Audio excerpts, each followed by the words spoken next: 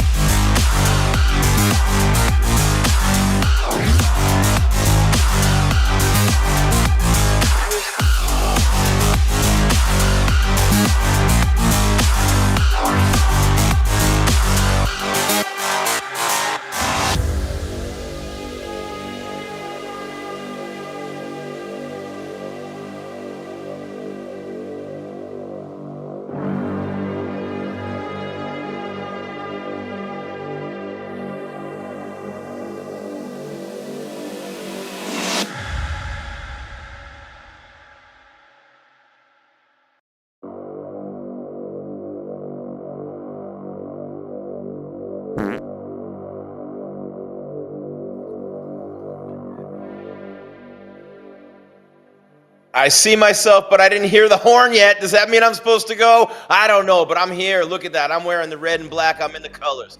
Colors. Jim Greasehaber, call me Grease. MMA Weekly's live coverage. UFC 323 from Viva Las Vegas. Got a couple of big fights at the top of the marquee on this card. Obviously, Merab Dvalishvili, the bantamweight champion, going up against Petr, the former champ who has worked his way all the way back through heartbreak, through setbacks, through bad choices, bad judging, bad losses. He's all the way back at the top with the title shot. And then the co-main event at flyweight, Alexandre Pantoja and Joshua Van, the champion Pantoja. And speaking of the champion at flyweight, how about the former champ Brandon Moreno against Tatsuro Taira? And then Triple C, Henry Cejudo, one of the true GOATs in this sport of this game, is hanging him up for good. After tonight, he takes on Payton Talbot. And right now, that was close. I almost burped or threw up on the air. Blachowicz against Bogdan Guskov in the opener. Blachowicz, a bloody mess. The former champ has been mounted here in round two, and Blachowicz looked all right in round number one, but in round two, anything but, as Guskov has been nailing him with big elbows, and he just crushed him with another one. We got a minute left in round number two of this light heavyweight banger to open up the main card. We had a TKO in the main event of the prelims. Grant Dawson gets starched, TKO'd by Manuel Torres, and what a night of fights. We had a big TKO from Faris Sayam, and Nazim Sadikov bit the dust, the TKO from elbows and punches. Jalen Turner, TKO over Edson Barbosa. What a night of fights it has been so far as Jan Blachowicz, the former light heavyweight champion, looking to fight Bogdan Guskov off of him. And Guskov has looked every bit the tough guy we know him to be. Look, he knocked out Pauga, he knocked out Ryan Spann, he knocked out Nikita Krylov, and he had the submission against Elikana. But he has not lost since Volkan Ozdemir back in 2023, and before that, he lost in the AMC Fight Nights all the way back in Moscow, Russia. And that was a long, long time ago. Let me just make sure everything's all good in hood as we get set to take care of some business. I don't got no time to play around. What is this? I think we are good. Yup, just making sure that I'm still hearing music and I'm still hearing some things in the background. So I think we're good. We got the connection. Jan Blachowicz got connected with, man, a bloody mess, a big time right from Guskov, right underneath the eye of the former champ Jan Blachowicz, and he has been stunned and knocked down in round number 2 and then mounted. Guskov spent a lot of gas out of that tank to try to finish the job, and it's like Kobe Bryant said, job done. You don't seem very happy. Job done. Job done. Job done. Job's not done. Job's not done. Remember Kobe Bryant? Job's not done. So interestingly enough, the job is not done. Jan Blachowicz is a tough dude, by the way. I mean, you are not going to knock out a Polish dude with anything less than about 15 or 20 elbows, right? I mean, you can make all the jokes you want about Polish people and light bulbs and everything else, but the real thing is how many elbows does it take to knock out a Polish dude? Well, in the case of Jan Blachowicz, it's a lot. It's a lot. And, you know, the resurgence of Glover Teixeira when he lost the UFC light heavyweight championship and got all the way back for the vacant belt, laid an egg against Magomed Ankalaev, but he never won his belt back after he lost it against Glover Teixeira. I was there in Albuquerque in February of 2020, so was John Jones in the crowd, when Jan KO'd Corey Anderson with a punch, got performance of the night, and then went on to beat Dominic Reyes by TKO for the vacant belt as he exchanges with Guskov here. 4 minutes left in round number 3. 10-8 Guskov, a lot of people are saying. Blachowicz just hit him with a nice shovel hook up, though, with the left and pop the head back, man. When these 205ers connect, it is instant carnage. You got to love it. But one thing I'll say about Guskov right now, he exhausted a lot and depleted a lot of what was in his tank in that last round, and his hands are low to the window, to the wall, till sweat drips down. You know what I'm saying? That low. His hands are low, and he better get those puppies up because the kickboxer Jan Blachowicz will have a field day with that shit if you give him those openings, right? Thank you for being here. MMA Weekly's live coverage, UFC 223. Did I just say Jim Greasehaber? Call me Grease, and I'm really happy to be here as always. I think I said 223. It's 323, obviously. UFC 323. And Petr Yan working his way back to you, babes. Got the title shot coming up against Merab Dvalishvili. I want to debate Merab Dvalishvili's place in the sport, not just historically within the division where he's knocking on the Dom Cruz door, greatest bantamweight of all time. He's knocking on the door. Knocking on the door. He is. He's knocking on the door. I'm not saying he's there yet, and Dom might take umbrage with what I'm saying right now. But while you're here, smash that like, hit that subscribe. You know what I'm saying? But, man, where does Merab Dvalishvili rank in terms of overall pound-for-pound fighters in the world right now? And when you're looking at a dude who is ranked number 3 on the pound-for-pound list behind Islam and Topuria, Hamzat's behind him. Pantoja, who's on this card tonight, is at number 5. Alex Pereira at number 6. Meanwhile, Jan Blachowicz and Bogdan Gurkov, these guys putting on a show. Guskov, they're putting on a show right now. They're throwing bombs at one another, throwing absolute bombs, standing in the pocket. And by the way, more on Dvalishvili's place, but how do you have Islam ahead of him? And how do you have Topuria ahead of him? Because they're 2 division champs. You look at the fighters Merab has beaten and embarrassed. These are the best of the best in the world at bantamweight, which we talked about for the last year or two, being as stacked as it's ever been, one of the most stacked divisions in the history of the UFC, and he has just laid waste to every one of them.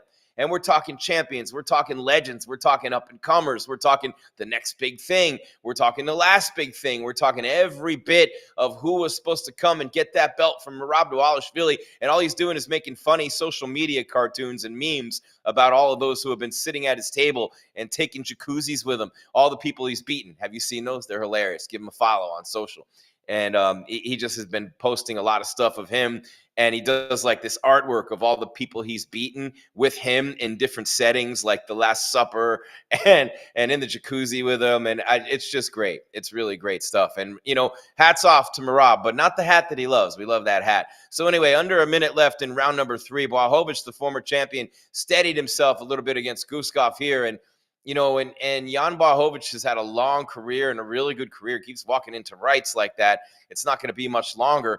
But now that they've just slickerized the octagon, they've done the same thing in WWE. What TKO's done is they've hoard everything out to the point where guys can't even stand up in the octagon. They're slipping all over the paint jobs of the logos. I mean, come on, man. When's enough money-wise? How much do you need to make? You just want these guys to kill themselves in there? I mean, I've seen Blachowicz try to throw about 5 kicks where if he throws it, he's going right on his ass. And you're really messing with the integrity of the competition in the sport when you're doing crap like that. And I just do not have any room or place for that. And Blachowicz knocks him down. Oh, man, Guskov's in big trouble.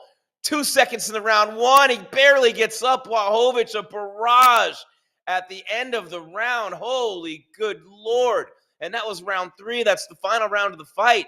He needed to get the knockout to finish the fight, and he almost got it. He drilled him. He knocked him down, but I don't think Blachowicz is going to win the fight. I think it's going to be 29-28 Guskov. But Blachowicz coming so close at the very end to a KO or a TKO, but the ref didn't stop the fight. Man, I got to see this. This is Jan hit him with a beautiful kick in the back of the leg. That hammy just buckled. Guskov came through with a nice straight jab that rocked him and sent him back. Jan landed flush with a left right across here and here. And then he ate another right. What an incredible, and it's brought to you by Monaco. Funny, 2 shots in every can. And Blachowicz gets knocked down again. Man, and then he's elbowed and just beaten up in round 2 on the ground. But in the end, he almost won the fight. Wow. Jan Blachowicz with some beautiful counter work and nice job out of the clinch, but he got rocked throughout most of this fight. I would say Bogdan Guskov is going to be the winner, but at the very end of the fight, Jan knocked him down with a right, pounced on him, started flailing away and throwing those machine gun punches right into his grill. Guskov desperately trying to get up, and he did get up at the very end, and the ref was right not to stop it. It was Herzog right there, and he did not stop the fight. There's less than 10 seconds left. They're actively moving. Guskov's getting up. Jan hits him with another right, about to drop him again. If this fight were 3 to 5 seconds longer, Jan Blachowicz would have the KO TKO win. But as it stands right now, I think Guskov is going to end up with it. I actually really do. And wow, what a finish to that fight, though. Guskov, 33 years of age. This could be the biggest win of his career. 4 in a row. Could it be number 5 over the former champion, Jan Blachowicz? Let's see. I don't have closed captioning on this bad boy, so I can't see what anybody's saying at the moment. Let's see. All right, the decision. Blachowicz ranked 5th. Guskov ranked number 11. I thought Guskov won the first 2 rounds. Is it a split? Is it unanimous? What is it? Oh, man. I think it's got to be a split as long as this is taken. Buffer's got the red jacket on for Christmas. Let's see. Who did Christmas come early for? Wait, both arms raised? A majority draw. How about that? 29-28, 28-28, 28-28. So a majority draw. Wow. Blachowicz and Guskov, absolutely unbelievable. Blachowicz had a 29-28 card and then 2 28-28s. Unreal, man. Wow, a majority draw for Blachowicz and Guskov. Well, it's a good way to start the main card with a banger. I mean, Grant Dawson got the lights turned out by Manuel Torres. Torres is an absolute savage, right? A nice submission against Terrence McKinney by Chris Duncan with an anaconda choke. Macy Barber with a nice unanimous decision win over Karine Silva. Man, we got some big fight cards coming up. So a draw was plus 5,000, plus 100 to win 50,000 is what it says on the screen. That's unbelievable. Those are some Scott Peterson odds if I've ever seen or heard those in my life. And oh man, who's this old man with a chain and like rings thinking he's a hip hop? Who's that? Oh my God. Valentina the Bullet Shevchenko. She just posted that she was in Yuma. I must kill you. Derek Lewis. If she's not KGB, I don't know who is. Valentina. I'm just kidding. But she would be like the perfect soldier of fortune, wouldn't she? Joanna Jacek, who's one of my favorite human beings I've covered in 35 years of sports broadcasting. And I've met a lot of them. O'Day Osborne, look at him. He knows what he's doing when the camera gets thrown on him. Big night in Vegas, T-Mobile Arena. Another one coming up, by the way, January 24th. We'll be all over that one. Can't wait. That one is huge with Gaethje and Patty the Batty, the main event. Amanda Nunes and Kayla Harrison, Sean O'Malley and Song Yadong. That fight is going to be off the chain. So a big one coming up in January. We got Jake Paul and Anthony Joshua on the 19th of December. We're going to do that one live here on MMA Weekly. We got a whole bunch of stuff coming up. And I'm really excited because, man, it's been a slow build this year with the UFC, but a big, big, big year coming up in 2026. It was a bit of a lull, I thought, this year in the UFC. And, out with the old, in with the new, so many great fighters. And you look at, people are like, man, it's boring when Hamzat and Islam just hump everyone to death. And, a lot of people are getting sick of that again. And I remember back in the day when a lot of the champions were wrestlers and, guys like Weidman and Velasquez, and they were just winning it, by doing these things, right? So, check it out. Sean Strickland and Anthony Hernandez, a 5-round main event middleweight bout in Houston, Texas, February 21st. Saturday, February 21st. They just announced it. So where are we at here? Let me just see. Oh, there's Henry Cejudo. I got to talk to you about my boy. So they just announced that, by the way. That is going to be UFC Fight Night 268 at the Toyota Center in Houston, Texas. And it's going to be Sean Strickland in the main event against Daniel Hernandez. That's pretty awesome. And how about this? For Henry Cejudo, this time it's for real. The retirement fight, it's against Payton Talbot. And, Henry is a guy who's had a decorated career as a combat sports athlete, an Olympic gold medalist turned 2-division UFC champion. And, no matter what you think about the cringe, I was there 10 feet away from the cage when he beat Demetrius Johnson for the flyweight title. One of the best fights I've ever seen in person. Could have gone either way, super close. Henry won it and went on a really nice run. And I mean, I was there every step of the way with him with the Neuroforce One guys. And, we've seen him look, he lost to Demetrius Johnson, the TKO, the knees to the body. It was embarrassing. It was awful for Henry. At the time he was 10-0, and that was in April of 2016, almost 10 years ago. Hard to believe, right?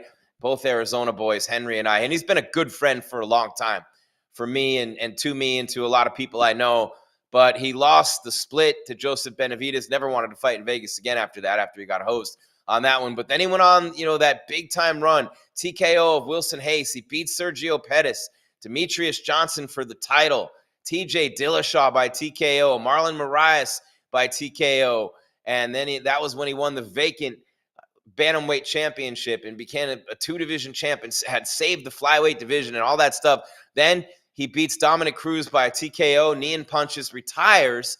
And, a lot of people talked about why he retired at the time in 2020.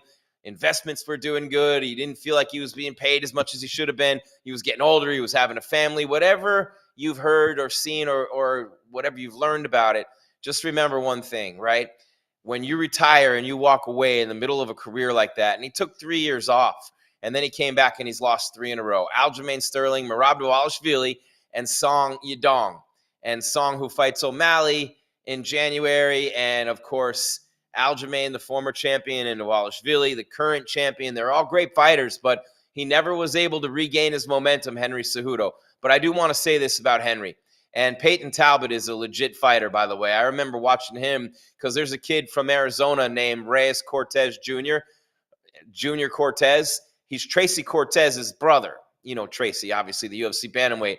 Tracy Cortez's brother, Junior, lost to Payton Talbot in August of 2023 on the Contender Series, and nobody had beaten Junior Cortez. He had won a big upset victory over Clayton Carpenter, who's in the UFC now. Cortez had, and Talbot beat him. And Talbot beat him and he did it by unanimous decision, and it wasn't close. But man, Henry Cejudo about to make that walk, and just one of the all-time greats in the sport, one of the all-time smart minds in the sport. Everyone from John Jones to Valentina Shevchenko, and the list goes on and on and on. Champions, you know what I'm saying? Zhang Wei Li came across the world to train with Henry. John Jones went to train with Henry when he was going to fight Cyril Gane, and the move and the sequence that John Jones actually beat Cyril Gane with is something that Henry showed him in real time, and they put the video out after. But just what an incredible career. And that run that Henry had from Hayes through Pettis, through Mighty Mouse, through Dillashaw, Moraes, and Dominic Cruz, one of the greatest runs we've ever seen from a smaller fighter, or any fighter for that matter. He's doing great with his podcast now with Kamaru Usman, pound for pound. Shout out to Kamaru as well. But I want to say this on a personal note, and I want to make sure that I get it in now. And I'm going to make a video for him and whatnot. We'll put it on social media. But I would not be where I am, and you could debate that I'm actually anywhere. But I wouldn't be where I am in this world and in this business without Henry Cejudo.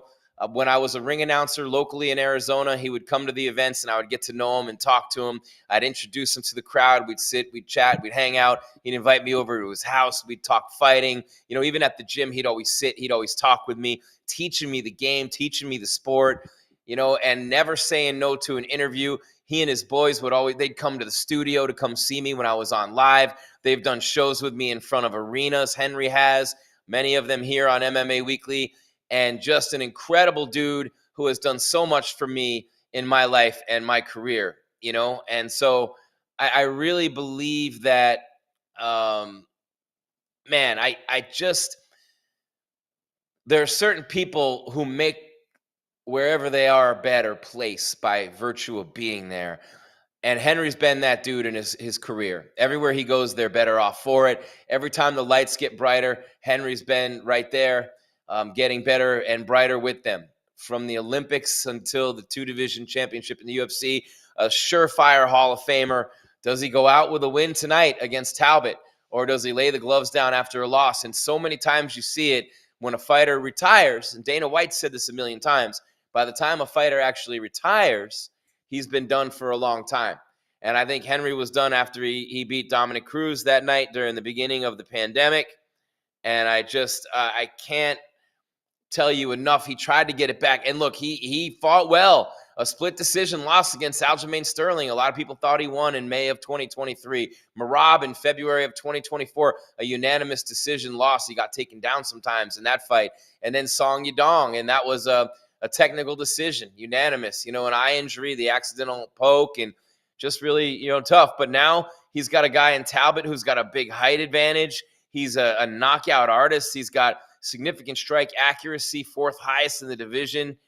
And just that was how he was able to beat Junior Cortez, a guy who's very similar in style, not necessarily in ability, although Junior's definitely really good. He's Tracy Cortez's younger brother, and he's beaten Clayton Carpenter, who's in the UFC and had some big wins himself, made it to the Contender Series, fought in other promotions. But Talbot's length and his reach against a guy like Junior Cortez really, it caused him a lot of problems, man.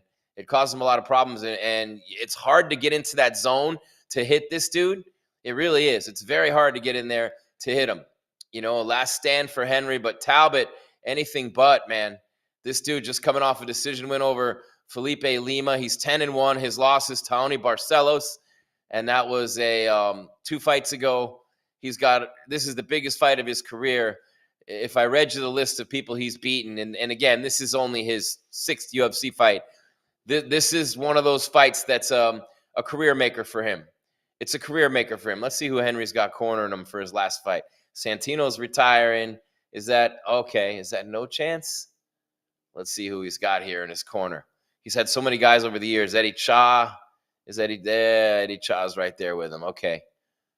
Is Santino DeFranco still there? Yeah, he is. Okay, cool. Henry's last fight and the Fight Ready crew is right there with him. But, you know, 7 knockout wins, 1 submission for Talbot. He's obviously a striker, and he's going to look to use that height and that reach to keep you at bay. And that's what Henry's going to have to do, is get in, shoot the takedowns. He's a wrestler.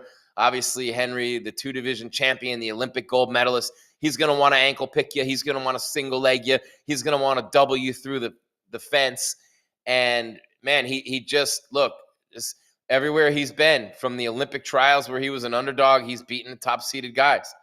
Former UFC bantamweight and flyweight champion, one of 4 simultaneous 2-division champs in UFC history, one of 3 fighters to successfully defend 2 different titles, and, of course, the 2008 freestyle wrestling gold medalist from the US of A. There he goes, Triple C, Henry Cejudo. No matter what you think of him, the messenger when he started, I remember just all his fights coming up. And, like I said, he's never said no to me. He's been a real friend, not just to me, but to the people in his gym, to the sport in general. Shout out to Dave Zowine, Frankie Signs, everybody at Fight Ready, Tom Ortiz, who helped Henry along the way, Captain Eric Albarracin.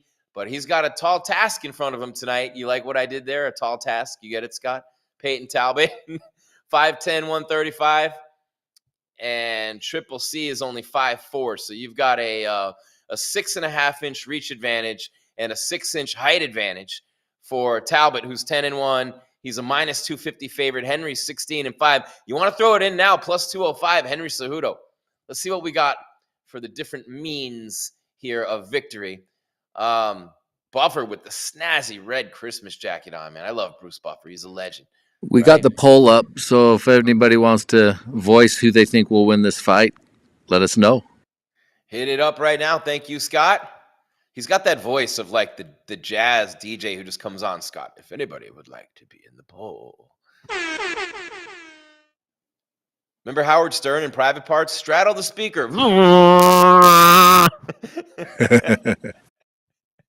Oh, man, the things that pop into your head.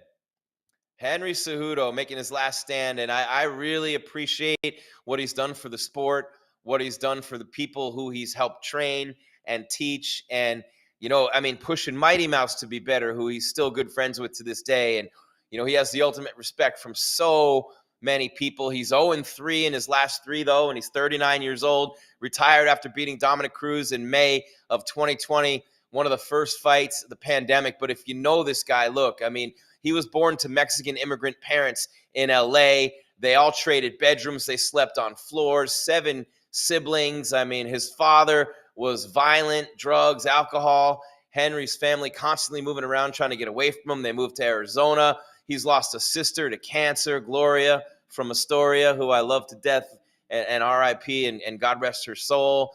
The dude's been through a lot, but he's been a great champion and a great fighter and a great friend to myself and a lot of others. And again, Payton Talbot, a football player, a wrestler from Reno, Nevada, kind of like our guy Ryan Bader from Reno.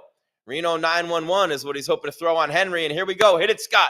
Round number 1, Cejudo and Talbot. Henry coming out like he loves to do with those explosive leg kicks. So many wrestlers love firing those leg kicks. Justin Gaethje being another one. Cain Velasquez. Henry's going to have to be really quick in and out. Oh, and he gets rocked right away with a big right. I don't think he thought Talbot could hit him from that range, and that was a big-time right hand. Now Talbot throwing some legs, and my concern for Henry is that once you mentally decide to retire, you're already gone. Kind of like when a girl breaks up with you, she's already gone. She's got a replacement. By the time she breaks up with you, you're just dealing with the breakup. She's already come to terms with it for the months and years beforehand, and it's just ready to move on. And sometimes retirement can be like that. But Talbot drilled Henry with a big right from pretty far away at the end of the punch, and I just didn't think that Henry was realizing or thinking that Talbot could even reach him or hit him from there. But he's got a good chin, too. Talbot is, of course, taller and has the longer reach, and Henry's having a real hard time. Every time he comes in for a leg kick, you can tell Talbot's drilled it. He's throwing a left hand at him as Henry comes in. 27 years old, Payton Anthony Talbot. Looks like these two have a feel for one another. I thought Henry looked really good against Aljamain and Dvalishvili. The Song Yadong, man, that was just his wrestling. That used to be what overwhelmed his opponents, and it just doesn't anymore. He's trying to win a single leg there on Talbot, who stuffs it. And his speed isn't what it was at 39. He doesn't have the same explosiveness, and he's almost walking right into this right hand almost every time. He's going to have to rethink that leg kick. Every time he throws that right leg, he's getting popped, and now he's bleeding from the nose. I don't know if he's going to want to switch up, go a little southpaw here. Very, very smart, incredible tactician in there. Henry, a Golden Gloves boxer as a kid, outstanding with the defense, but now he's pinned against the cage, and Talbot's looking to throw knees and elbows. And that's what, as you know, Payton Talbot loves to do. Reno Academy of Combat. Payton Talbot, he's looking to put Henry Cejudo as the biggest notch on his young belt at 27, but inexperienced, comparatively speaking.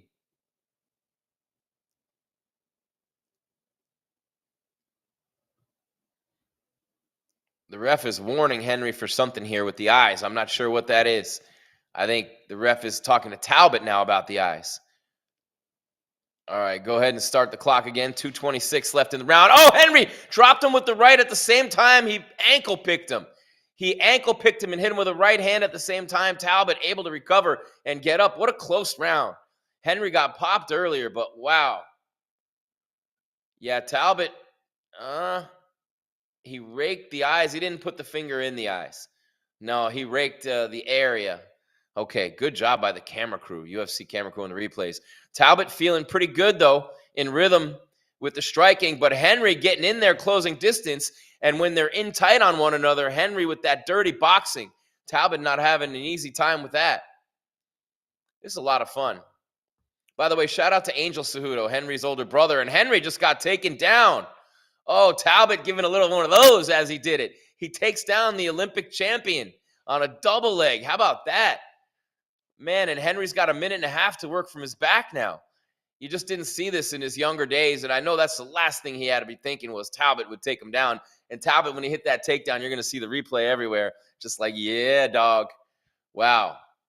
Unbelievable, man. It just was, you're talking about a kid in Henry who never even had his own bed till he was at the Olympic training facility. His father threatened to kill his whole family and was put in jail for it. I mean, just been through a lot. His brother Angel was his coach for a lot of years, the younger years, but just an incredible run. Angel was supposed to be the big star of the family and ended up being Henry. The wrestling gods smiled on the Cejudos in a different direction.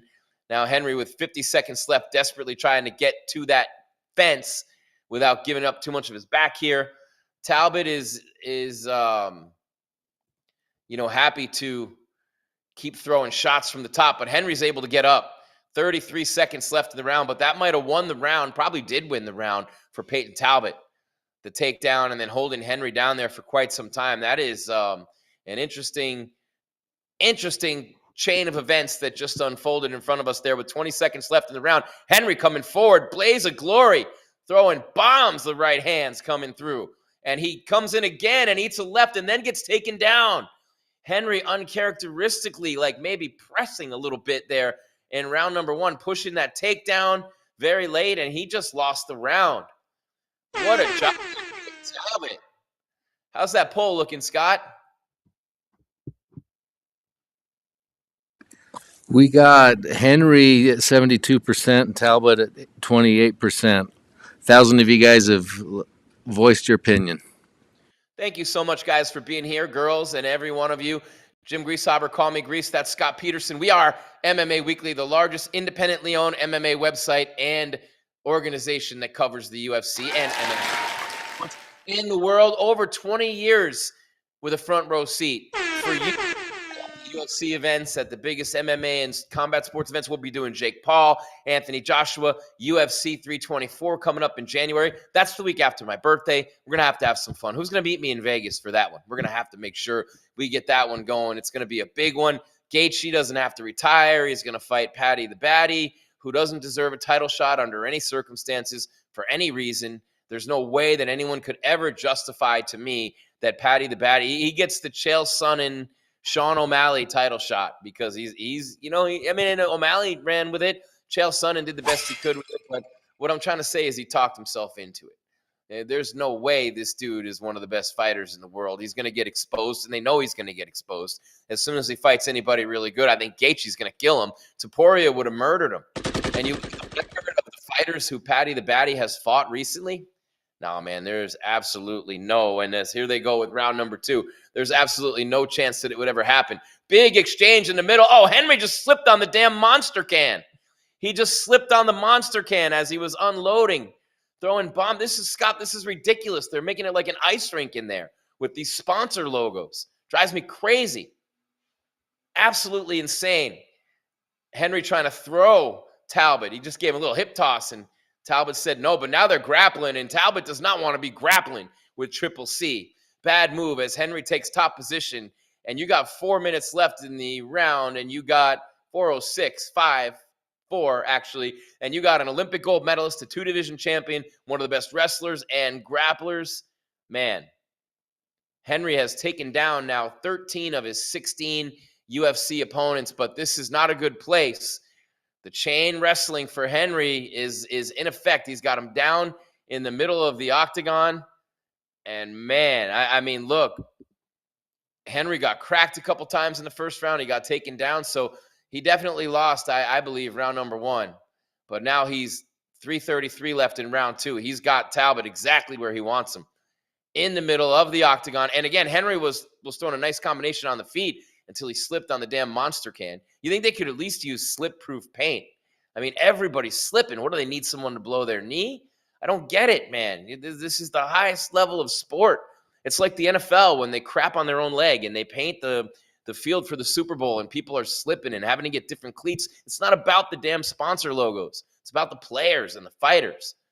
You know, we can't forget that.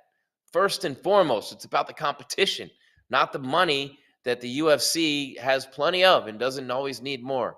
So hopefully they fix that. Little science won't hurt anybody there. They want to put out all these studies about cell phones and your brain and try to sell you all those products from the PI, which I love, but how about they use a little bit of that science to make some non-slip logos so that when they get paid these enormous amounts of money, they're not killing their athletes. There, I said it. All right, soapbox. I'm like the grumpy old guys with the long eyebrows. Well, Henry's still got control. He's got Talbot's back in the middle of the octagon, but he hasn't really done a ton with his position. That he's been working. He's been landing. Don't get me wrong. He's clearly winning the round, but hasn't really hurt him. Hasn't done anything like that. As Talbot works his way to his feet, walks to the cage, Henry still got his back and riding him, looking for that inside trip. Wasn't that long ago where Henry just seemed unbeatable on top of the world, but he retired in 2020 after the win over Dominic Cruz. And that was one of the first UFCs with no fans, man. That was insane. That was literally insane. That was one of the first events right after the pandemic, or during the pandemic, I should say. May 9th, 2020 in Jacksonville. You guys remember that fight card, UFC 249? Legendary, that one. Go down in history forever and ever as they stand in trade. Henry eats a big left. Oh, the head kick just misses from Talbot. But every time Henry tries to get closer, Talbot throws a combo, and he's been landing more and more. So now Talbot's working the body. Oh, Henry popped by an uppercut. Talbot with a knee. Cejudo's in big trouble, guys. Cejudo spinning around the octagon, whirling into the cage. 1:15 remaining in the round. Oh, and Henry with a counter. His blood's coming off everywhere, and he's still throwing bombs. Henry and Payton Talbot are throwing bombs at each other. Henry throwing knees. Talbot chest to chest throws him down in the corner. A minute left for Henry in round 2. Can he survive? Talbot has turned his face into a bloody mess. Talbot has Henry on one knee in the corner. Cejudo stands up, throwing bombs back at him, but he cannot stop the onslaught of Payton Talbot, who's landing with virtually everything, but they both are just trading. Talbot is laughing, smiling, switching stances on Henry Cejudo, who's bleeding ferociously from underneath his right eye. What a round. 37 significant strikes for Talbot in this round. How is Henry still alive, let alone standing? You see the heart, the courage, the conviction of a legendary champion, but will it be enough?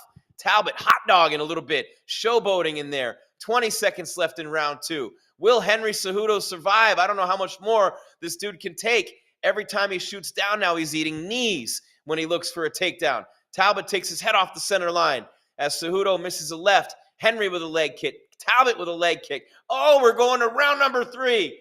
How in the world did Henry Cejudo survive the onslaught of Payton Talbot? And Talbot ate some big shots of his own too, Scott. I love this sport. I absolutely friggin' love this sport. Oh, my God. Original Rude Boy says, when I was fighting in the UFC, the sponsor logos were the only places in the whole cage that had any grip. The canvas was so slippery, it must be different. Oh, man, I guess so. I mean, and that's yeah, Cejudo should retire. No one wants to see him anymore. His prime is over. I mean, that's a little harsh. Ablo Cromis 11. Henry is swollen though. I mean, we're seeing replays right now. Talbot landed shovels and uppercuts and body blows and knees, and Henry just ate shot after shot after shot. And I thought he had the round won. The first half of the round, Henry won it, and then I think Talbot stole that round. So I think we're at a point. Henry almost got finished. They're showing the replay now where Henry was just getting bombed on the bottom. So I think Talbot's up with house money, 2-0. Henry's face is mangled. It's his last fight. He's probably wondering why he took it right about now. And Talbot's pointing to the center of the octagon and saying, let's go. And Henry's saying, let's do it. All right. Wow, awesome. Better stay off that monster can. I'll tell you that.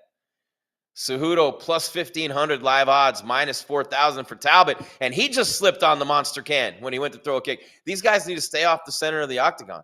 This monster can's like ice out there. It's unbelievable. I shouldn't even be saying monster. They don't deserve for me to mention them for making these athletes unsafe out there. It's ridiculous.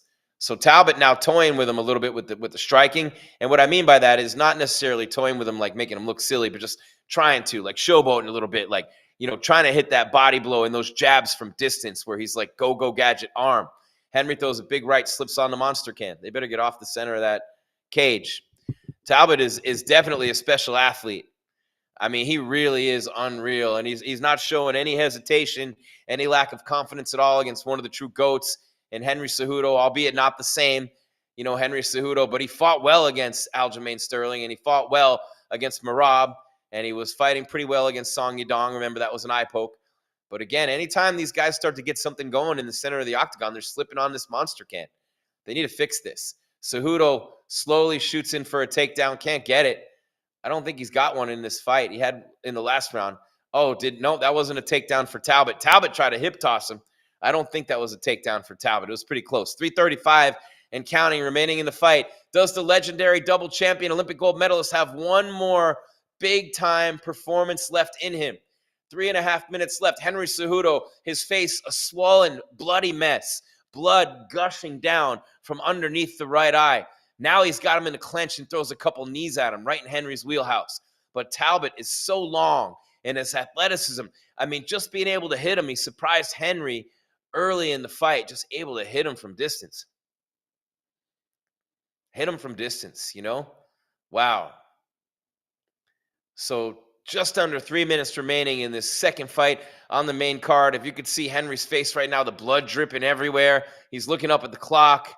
Man, what a tough position to be in, just to try to win one more on your way out of what's been such an incredible career. And they just wrestle chest to chest, and Henry gets the better of it. So now you got 240 left with Henry Cejudo in top position. What can he do? He should be throwing elbows. Oh, is Talbot giving up his back? Talbot gives up his back, and he stands up. Henry can't hold him down, and we've seen that in these recent fights with the strength and the takedown defense of some of these elite athletes. By the way, thank you so much for being here wherever you are around the world. Jim Greasehaber, call me Grease, at @JimGrease_ on social media. Give me a follow, make you holla. And you got 2:10 left in this. Man, this is a tough one for Henry Cejudo. This is a tough one to be going out like this, but what an inspired opponent he has in Payton Talbot. So, I mean, the Barcelos loss leaves a stain for Talbot, no doubt about it. But, I mean, landing 6+ significant strikes per minute, the 6-inch plus takedown. Cejudo with a single leg, lifts the leg up, dumps him down, right back up as Talbot. I think he gets credit for a takedown there. And Talbot was taken down 11 times in his last 2 fights, so I'm no Henry coming in. Never expected this guy to take him down, right? All Henry knew, he's had him down a couple times in this fight, including in this round, but Henry unable to keep him there. Talbot coming forward. Henry ducking under, works on another single leg, can't get it. Every time he's looking to do anything, he's slipping on that monster logo. But people are going to be talking about this. Fighters are going to mention it in the interview. Man, I mean, it's just not right. You got Bud Light logos everywhere, Monster, and the competition's supposed to be, it's a giant Monster can. Is the M not enough? I mean, come on. Oh, Henry eats a big knee up the middle. Oh, no, he's in trouble. 45 seconds left, getting pounded, and Henry just holding on to that one leg for dear life. He took another couple of big shots, and he's completely stunned right now. I don't know how Henry Cejudo's still standing. Might be a little too tough for his own good right now. 33 seconds, 31-30. Father Time is undefeated. Charles Barkley says it all the time. Different sport, same premise. And I admire Henry. He's had such an incredible career. He's been a great dude to me and so many others, but he just got worked in here tonight by Payton Talbot, who has just continued to just hit the body and make that face bleed. And Henry and Talbot in the middle throwing bombs right now. 5 seconds left. 4, 3, 2. Oh, man, it's over. The fight's over, and Henry Cejudo's career is over. And, to see him a bloody mess, the face mangled and bruised and battered, you don't ever want to remember your legends like that, right? But this sport has a way. This sport is very cruel, man. Very, very cruel. And we just saw that here tonight. Unbelievable. Wow, I guess you guys were right on the poll, huh? I guess they were right on the poll, Scott. Henry kneeling. Yeah, 71% said went for Cejudo, so we were off. I don't know what this conversation is like here.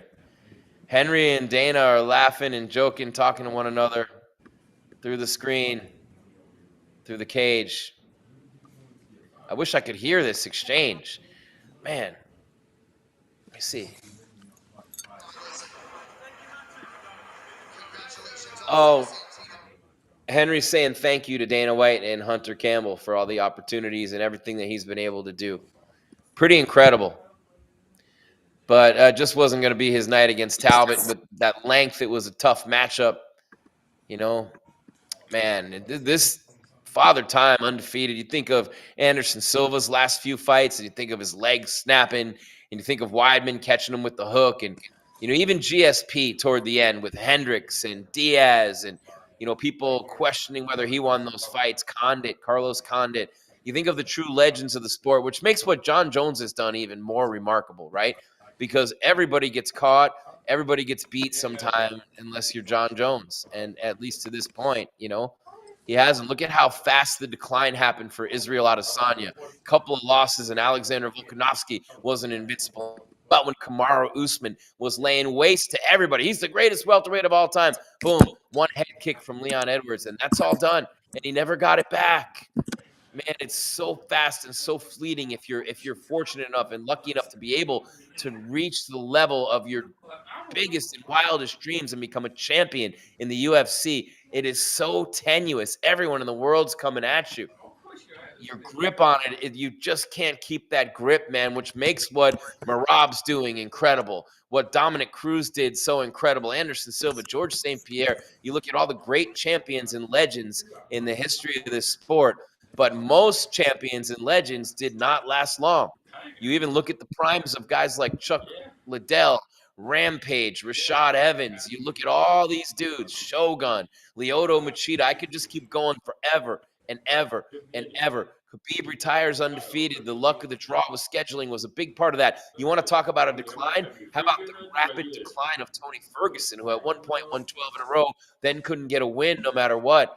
And it's crazy to see how fast it happens in this sport. But it's going to be made a formality right now, but this is clearly a 30-27 for Talbot. Unbelievable, man. Tatsuro, how about Tatsuro Taira coming up against Brandon Moreno? So Rogan is interviewing Payton Talbot right now, winner by unanimous decision. And, I just want to, again, take my hat off and congratulate Henry Cejudo. But while I'm here, I want to congratulate Payton Talbot. This dude can really get it done. What an impressive win. He goes to 11-1. The Barcelos loss is a ancient history at this point. So nice job by him as well. And I'm just really excited to see where he takes it from here, because he's legit. Let me see. Man, I'm looking forward to the Moreno fight. Who's looking forward to the Moreno fight? I know that a lot of you have been. I mean, and look at that division, and you got Pantoja fighting tonight too. This is going to be a lot of fun. And remember, Brandon Moreno has never, you know what I mean? And this is a dude who is a legend in the sport, right? And Brandon Moreno has never been finished. So this dude is saying, I need to finish him to get this title shot. And we've seen it happen time and time again. Dudes who had never been knocked out. Remember, Frankie Edgar had never been knocked out, right? Until he's been knocked out a couple of times. And it's just insane when you think about it. And Max Holloway had never been knocked out until Ilia Topuria. Just one sec, guys. While you're here, smash that subscribe. Hit the bell if you would. And obviously you get alerted to when we have more content coming your way. So many amazing things happening here with MMA Weekly. Tatsuro Taira and Brandon Moreno. Wow. Unbelievable.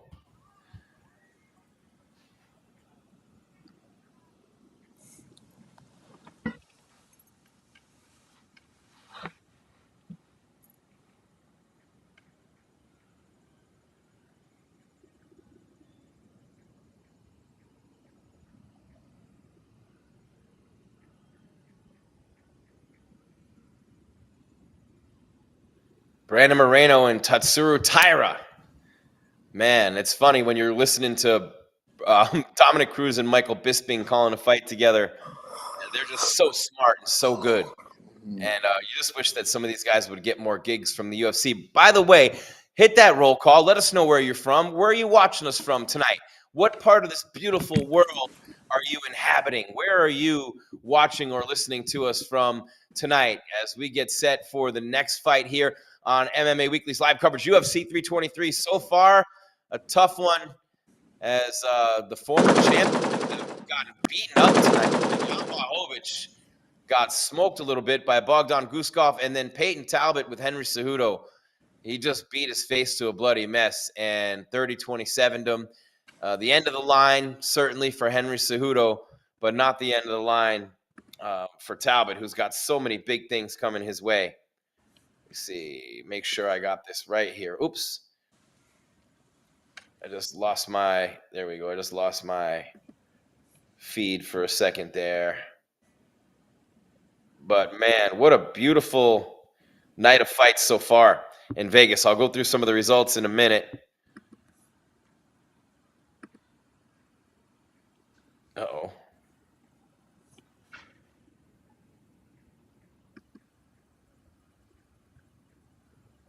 There we go.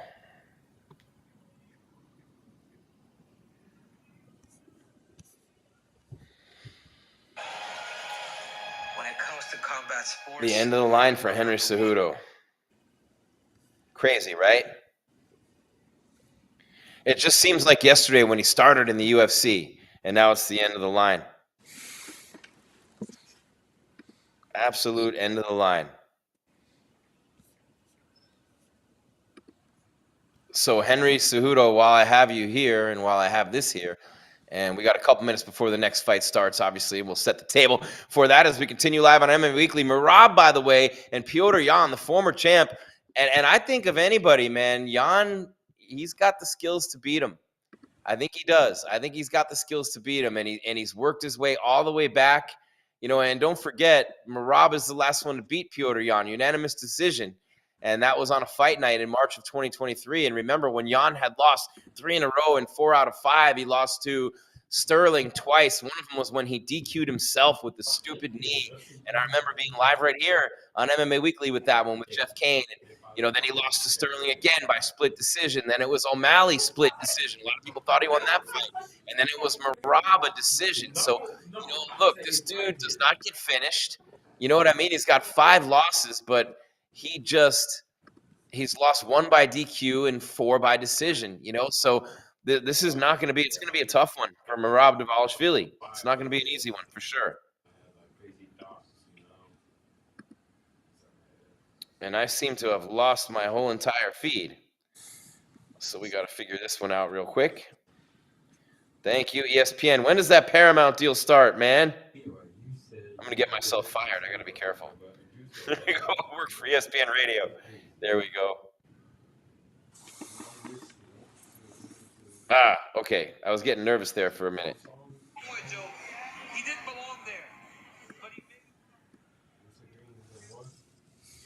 Henry Cejudo's team is in there with him now. Captain Eric Albaicin, Eddie Cha, Santino DeFranco, Abdul Aziz, Ali Abdul Aziz. Did I say that right?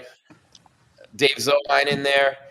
I don't do it on purpose. Mario Lopez in the house. I took a picture with Mario at the UFC in Houston when Kane fought JDS number 3. And right before the girl took the picture, I looked at Mario Lopez and I go, how's it feel to be the second best looking guy in a picture for once? And he just looked at me. He gave me the AC Slater look. Remember when he would look at Zach Morris and be like, really, Preppy? He gave me that look. I'm like, how's it feel to be the second best looking guy in a picture for once, Mario? And he's like, really, bro? And so I just always like to say funny, stupid things to people like that. I think when I met Ariane Celeste, I said something like, I don't want to say what I said, but I think a lot of people appreciate my sense of humor. Like when the Ring Girls came in, when I was doing ring announcing for Triller, the Ring Girls came in off their flight. I ran up to them and did a pop-up slide and introduced myself, like just doing silly things. And by the way, stop hyping up Paddy the Baddy. Come on, Gaethje's gonna smoke this dude. Does anybody think this guy has a chance in hell? And Amanda Nunes, please, God, please let her snap Kayla Harrison's neck off with a solid right. I just want to see Kayla eat it. She's a wonderful woman. She's a great mother to the kids. Her whole story, everything about Kayla Harrison, the weight she cuts, the professional she is. She's done amazingly well in the UFC. I just don't like her. She just rubs me the wrong way, and I want to see her get knocked out. And I love Amanda Nunes. She's been incredible to me, and I really want her, obviously, to do well. So you got Gaethje and Paddy the Baddy. You got Kayla and Amanda, Sean O'Malley, and Song Yadong. And how about my guy, WCA, Waldo Cortez Acosta? I called his fights coming up, too. So many guys. Gaethje and Waldo Cortez Acosta, I've known them both since they were younger than 18 years old. Crazy when you think about how long you've been around. And then Arnold, Allen, and Silva. But look, Paddy the Baddy, how do I say this nicely, Scott? Paddy the Baddy, he's one of those dudes who they manufacture a run for. And we've seen it so many times from Sage Northcutt and Paige Van Zandt, all the way on down. They run the line for you as far as they can. And then you got to be able to fight. You got to be able to fight. I don't know if Rosas is going to be the same. You got to be able to beat the top people.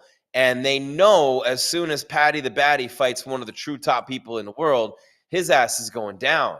And he's going down hard. I mean, it's not, and I think it's going to be Gaethje who does it. But we shall see. And then you got McGregor and Chandler supposedly going to fight at the White House. Be cool. But, you know, when you look at a fight like this one here with and I think that the UFC is just stalling time right now. I don't know where we are on time, Scott. My feed might be a little behind. The ESPN feed's been wonky tonight. But what else is new? The Gaethje Paddy the Baddy fight. I want to stay on that for a second because that is a huge fight card coming up. If you look at the last recent opponents of Paddy the Baddy's, like, so here's who he's beaten. He's beaten Luigi Vendramini, who? Rodrigo Vargas, who? You know what I mean? Jordan Levitt, who? I don't want to even be a jerk, but I'm going to be one just to prove my point. How about Natalia Silva and Thug Rose, Namajunas, Davison Figueiredo, and Umar Nurmagomedov? That's a banger. Michael Johnson and Alex Hernandez. That's going to be a great card. So anyway, look, he's beaten Jared Gordon, Tony Ferguson, King Green. That's the run. I'm surprised Drew Dober's not in there. You know what I'm saying? Those are the guys you got to make it through, the gauntlet. And then when he beat Michael Chandler by TKO, elbows and punches, I'm like, all right, I don't want to say that Paddy the Baddy's legit for real because I've always thought Chandler's overrated. Sorry, Mike, I love you. I love Mike Chandler. What an incredible human being. We're both really good friends with his former college wrestling coach, Sean Charles, who coached him and Tyron Woodley, guys like that, Ben Askren in college, and then Anthony Robles at ASU.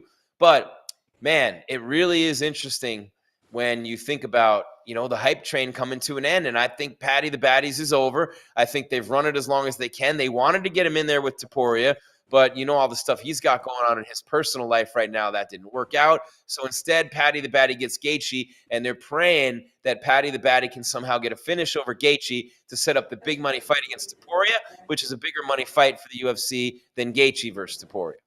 You see what I'm saying? Does that make sense? Anyone? Bueller? I'm nuts to dismiss Jordan and then call Bobby King? Who? No, he changed his name to King Green, dude. He changed his name to King Green. I'm not calling him a king. It was his nickname, but he changed his legal name to King Green. Just look him up. It's King Green. You know what I'm saying? So no, I'm not saying that that there's anything. I'm not dismissing anybody. Who did I dismiss? Who did I dismiss, Scott? Did I dismiss anybody? I don't think I dismissed anyone. Let's see. Who did I dismiss? Who did I diss and dismiss? No. Maybe you could put that up in the chat for me, whoever you were saying I was dissing, straight up dissing and dismissing. But how about this fight we got coming up here? Brandon Moreno and Tatsuro Taira. Taira, you left your toothbrush at my crib. Oh, now I'm really showing my age. Little Penny, Chris Rock, Penny Hardaway. So Brandon Moreno and Tatsuro Taira, they're each really moving in on a flyweight title shot, obviously, and they each obviously really want one. And so the next fight coming up in the co-main event, Pantoja and Joshua Van, so obviously it's a big night for the flyweights. Taira's a minus 130 favorite over the former champion, Brandon Moreno, who's never been finished, but Taira is a whirling dervish as a striker, man. His potential is off the chain. You know what I mean? He's been a favorite over Moreno from the gun. The time the line was dropped, he stayed and remained the favorite. Moreno's been atop this division for so long. Who could forget the fights against Figueiredo? You know what I mean? Against Pantoja. 5 years, man. He's been a stalwart at the top of the division. Still a very dangerous man. Scott, your mic's hot, You hear me, Scott? You didn't like that burp? Oh, okay. I didn't know if you knew your mic was hot. I was wondering what else you were going to do while I didn't. there. The burp was good, man. But, man, Taira, is he walking out now? Yes, he is. From Okinawa, Japan, one of 4 active Japanese UFC flyweights. Taira's going to want to come forward and test Moreno's resolve. I mean, he's going to want to test that chin. He's headhunting, guys. Taira's headhunting tonight. He feels like his path to a title is through Brandon Moreno's face. That's how you need to look at this fight from Taira's standpoint. He believes his path to the title is straight through the face and the heart of Brandon Moreno. He's going to come forward. He's going to test him, looking dangerous. He has excellent submission skills and good finishing instincts. He's averaging over 3 takedowns a fight.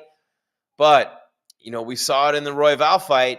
If he can't keep you down and he becomes just a striker, he is nowhere near as dangerous, but he's got to throw leg kicks. He's got to use the jab. He's got to keep coming forward on Moreno, and easier said than done against a guy with a killer left hook and a chin for days. Just unbelievable. Moreno is so durable, but Taira's so fast. He loves to throw those leg kicks. His jab is so important tonight. Moreno has shown us over and over again really good grappling defense against elite fighters.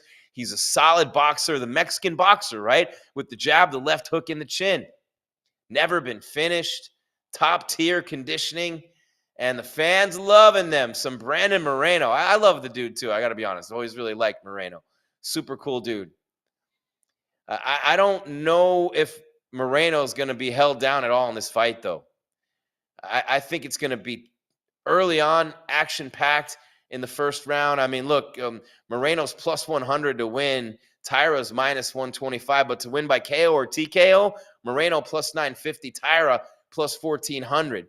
By decision, this one's not going the distance. So plus 160 to plus 145. And remember, this here is the winner of this fight could very well get a title shot. Very well be getting a title shot here in the very near future. Why am I... Here we go. Hold on. Why am I here? Give me 1 second, guys. Bear with me while I'm doing this. Please smash that subscribe, hit that bell, come on into the comments. And by the way, if you want to super chat us, you guys are great with the super chats. We always appreciate that as well. The two-time UFC flyweight champ, Brandon Moreno, coming off back-to-back wins, the second most performance awards in UFC flyweight history, and he's got a tie for the fourth most finishes in the history of the division. Again, by KO, TKO, he's at plus 900 now. That number just went up. 5'7", of course, weighs in at 125. We'll give you the tail of the tape in a minute. Went to Legacy, came back to the UFC. I mean, his resume is just so crazy. Footwork and movement. Takedown D is going to be huge for him tonight. Had the back-to-back losses to Pettis and Pantoja in 2018, then went to LFA and won the flyweight champion there. Came back and went on a run. He had the draw against Askarov, but then Kai Kara-France by decision. Formiga, Royval had the draw with Figueiredo, the win over Figueiredo, the loss against Figueiredo, the win over Kai Kara-France, another win over Figueiredo by Dr. Stoppage this time. The losses back-to-back to Pantoja and Royval, and then Amir Albazi and Steve Erceg, he beats them back-to-back.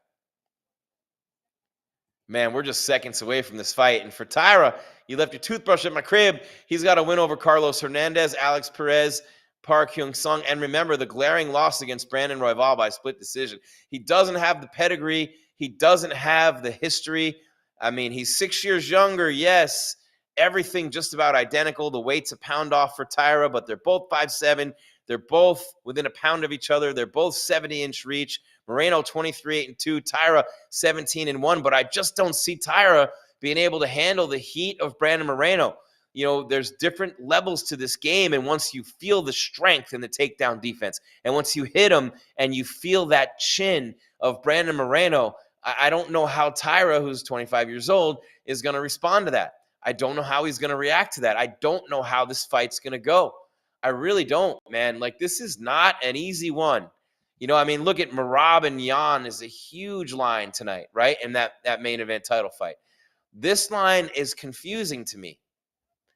Very confusing to me as we get set for this third fight on the main card. Jim Greasehaber, call me Grease right here on MMA Weekly.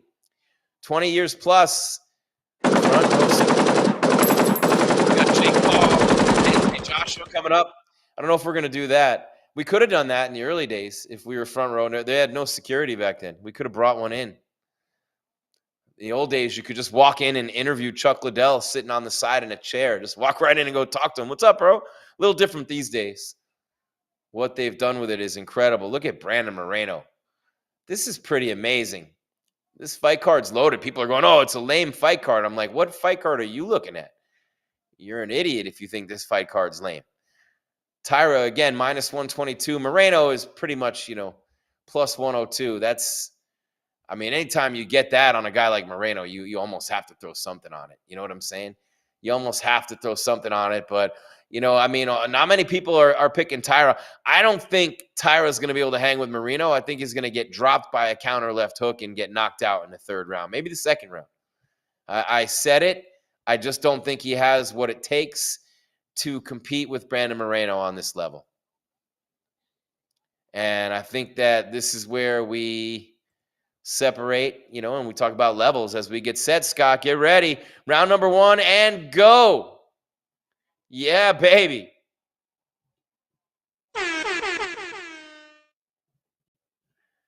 Brandon Moreno, the former champ, number 2 ranked in the red. Number 5, Taira in the white. Moreno's got the Feliz Navidad trunks on. He's got the Christmas colors, red and green. All he needs is the gold, but he's not the champ. Then he could be in the Boy George song, red, gold, and green. Remember that? You guys probably don't remember. One thing about getting older is you have a vast recollection of useless shit that just pops out randomly like a Tourette's outburst. Culture Club up. What? What did I just say? Oh man, this is Moreno just kind of feeling him out, you know, in that shell like he likes to be, nice and tight. You know what I mean? Good luck finding a place to hit him there as of now, and obviously the fight goes on. But the legendary gas tank of Moreno is what Taira's going to have to deal with here. He's going to have to deal with, and he looks bigger. Taira looks bigger because of the way Moreno fights, hunched down, where half of his body's like a turtle shell. But Taira does not have the experience in the big fights like Moreno does. As he's working on that takedown, Moreno ends up in top position as they were spinning around. Moreno's got a triangle on Taira. Yeah, he's close to locking in a triangle. Oh, he's got a triangle choke on him. He's locked in the triangle. Taira's in real trouble. Moreno's on his shoulders down on the ground. Taira's hunched over, and Moreno has got the triangle choke locked in tight. I feel like Taira's all right in the position he's in, but anywhere else he'd be in big trouble. As my dad used to say, deep doo-doo. So they're grappling, obviously, and Moreno's got the triangle choke locked in on him. The legs wrapped around, and he's got the arm in, pulling on the head, all that blood rushing down into the head, and he's hunched over like this. Now Taira had to drop down. Moreno might have him. Dude, he might be done. Scott, this is incredible. Moreno pulled him into this triangle, and Taira's just stuck in there. Taira went for the single leg. They rolled around. They flipped through the air. And now Moreno taking a couple of body shots from Taira. But with 2.5 minutes remaining, Moreno has got this triangle on lock. And I was calling it KO TKO no later than round 3, but I did not expect to see Moreno with a submission win. What in the world is the odd of this? Moreno by submission. Where are we at? Moreno by submission. Come on, baby. Moreno by submission plus 1150. There's the retirement fund, Scott. Live odds, let's go. Boy, Moreno's jacked, man. For a guy who's 125, he is solid muscle. Taira now trying to pick him up and slam him back down to release that triangle. Moreno holding on to that inside foot to keep it locked in. Obviously, that's a smart thing to do. 140 and counting, and still standing on his 2 feet, bent at the waist all the way down, is Taira. Moreno right underneath him with that triangle locked right in. He's been upside down almost this whole round. What a job by Moreno. Minute 30 remaining, and all that blood has been going to Taira straight to his head this whole entire round. Lightheaded, dizzy. You ever get up in the morning too fast and you go to pee or whatever and you just almost fall because you're so dizzy? Some people call it vertigo. This dude's been upside down with all the blood in his body rushing to his head with his arm trapped in this triangle. Moreno pulling the other arm down. I mean, this is a minute left in the round. I don't know if Taira's going to survive or not, but when you think about the blood rushing to your head, you get lightheaded, the oxygen's displaced everywhere, and he's trying to throw body shots to get out of it. But with 50 seconds left in the round, Moreno has just completely squeezed, and not quite the life out of Taira yet, but imagine like a boa constrictor or an anaconda. Don't want none unless you got buns, hun. One of those things just squeezing on you, right? And you know, it's not ending your life just yet. The last breath of air hasn't come through, but this is not a choke for the windpipes. This is a choke for the very different types of chokes, right? And some of the chokes hit both, but some chokes restrict you from breathing and you see guys tap right away. But other ones like this one, it's about the blood rush. And now Taira's out. 15 seconds left. Can he do anything with it? He's got that little front face lock on Moreno. Not much doing there. 5 seconds left in the round. In the clinch, trying to throw knees, is Taira. Moreno hasn't taken anything yet, and he clearly dominates round number 1. Brandon Moreno with that triangle, and he just kept him there. But Taira, to his credit, survived it. Where's the I'm trying to find the times. Where's the over-under for We this got fight? Brandon Moreno at 78%, over 4,000 votes cast. Nice job, guys, girls, everyone in between. Love you in the poll. Thank you for being here, by the way, on MMA Weekly. Jim Grieshaber, Call Me Grease, Scott Peterson. Make sure you smash that subscribe, the like button, and the bell as well, so you know when we're coming your way with more content, because we have Jake Paul and Anthony Joshua coming up, because we have UFC 324 coming up. We have a lot of big boxing matches this year coming up. We have a lot of really cool fights coming up this year as well with the UFC, and we'll be here live no matter where they are, no matter what network they go to, no matter where they've been, Fox, ESPN, Paramount. We're right there, and we're on live, and we're free every single time. And you get, you know, obviously the commentary and the fun times, and You get a little bit like blow for blow coverage, blow by blow coverage, but then you also get the commentary and the reactions along the way as we get set for round number 2. Taira and Moreno hit it, Scott. Brandon Moreno, the former champion of the flyweight division, with a very nice opening round against Tatsuro Taira, who, again, unproven. And we say this every fight. There's always a couple of matchups like this, right? Oh, Moreno just missed with a couple of big left hooks. And Taira responded with a nice left counter of his own, coming forward aggressively, as you would expect him to do with the takedowns. Mind you, have a young Henry Cejudo there, Taira. He looks a lot taller than Moreno, but it's the way that they fight. Moreno's lower. He bends at the waist and his head is forward and like half turtled up. Taira's a little bit further back. Moreno feels he has an advantage having his head in there closer, even though it's covered like this. Remember, being a short dude, he's got to be able to hit you with the jab, right? Moreno loves that left hook. He's got a great chin. He loves to throw leg kicks. Takedown defense has been great. Cardio for days. Some of the greatest battles in the history of the flyweight division, he has been right there in the middle of, right? I mean, you think of some of those fights. What a legendary run, starting in 2017. He lost to Pettis and Pantoja, but Askarov, Kai Kara France, Jussier Formiga, Brandon Royval, Figueiredo, Kai Kara France. Oh, Moreno just tumbled back and slipped. Another paint can casualty. But the sponsors are happy. Oh, and Taira, chest to chest, throws him on the ground. Moreno just got literally manhandled and thrown down. 3.5 minutes left in round number 2. Scrambling, looking to get up to his feet. Taira still circling around and takes the back. Beautiful job by Taira. It looked like Moreno was going to get up. Taira quickly circled back around, grabbed him. Beautiful. Beautiful job by Taira, who's got the body triangle locked in completely on Moreno across the midsection. No leg in between, and he's got the ability to just start firing shots here now. He's kind of got Moreno. He doesn't kind of got him. Now he's got his back. He's got the body triangle completely locked in. He's got his back. And he's pounding the side of Moreno's head now. Oh, Brandon Moreno's in big trouble. Tatsuro Taira pounding away. Is he going to stop this fight? No. Don't stop the fight. What the are you doing? Come on, that's a bad stoppage. That is a bad stoppage. He's not bleeding. He doesn't have marks on his face. Who is this ref? That's a terrible stoppage. Now, don't get me wrong. Taira was in top position. He was pounding away on the sides of the skull and the face of Moreno. But there is no way with a guy of Moreno's pedigree, a champion, a legend, you don't stop that fight that quickly. I can't wait to hear what people say about this.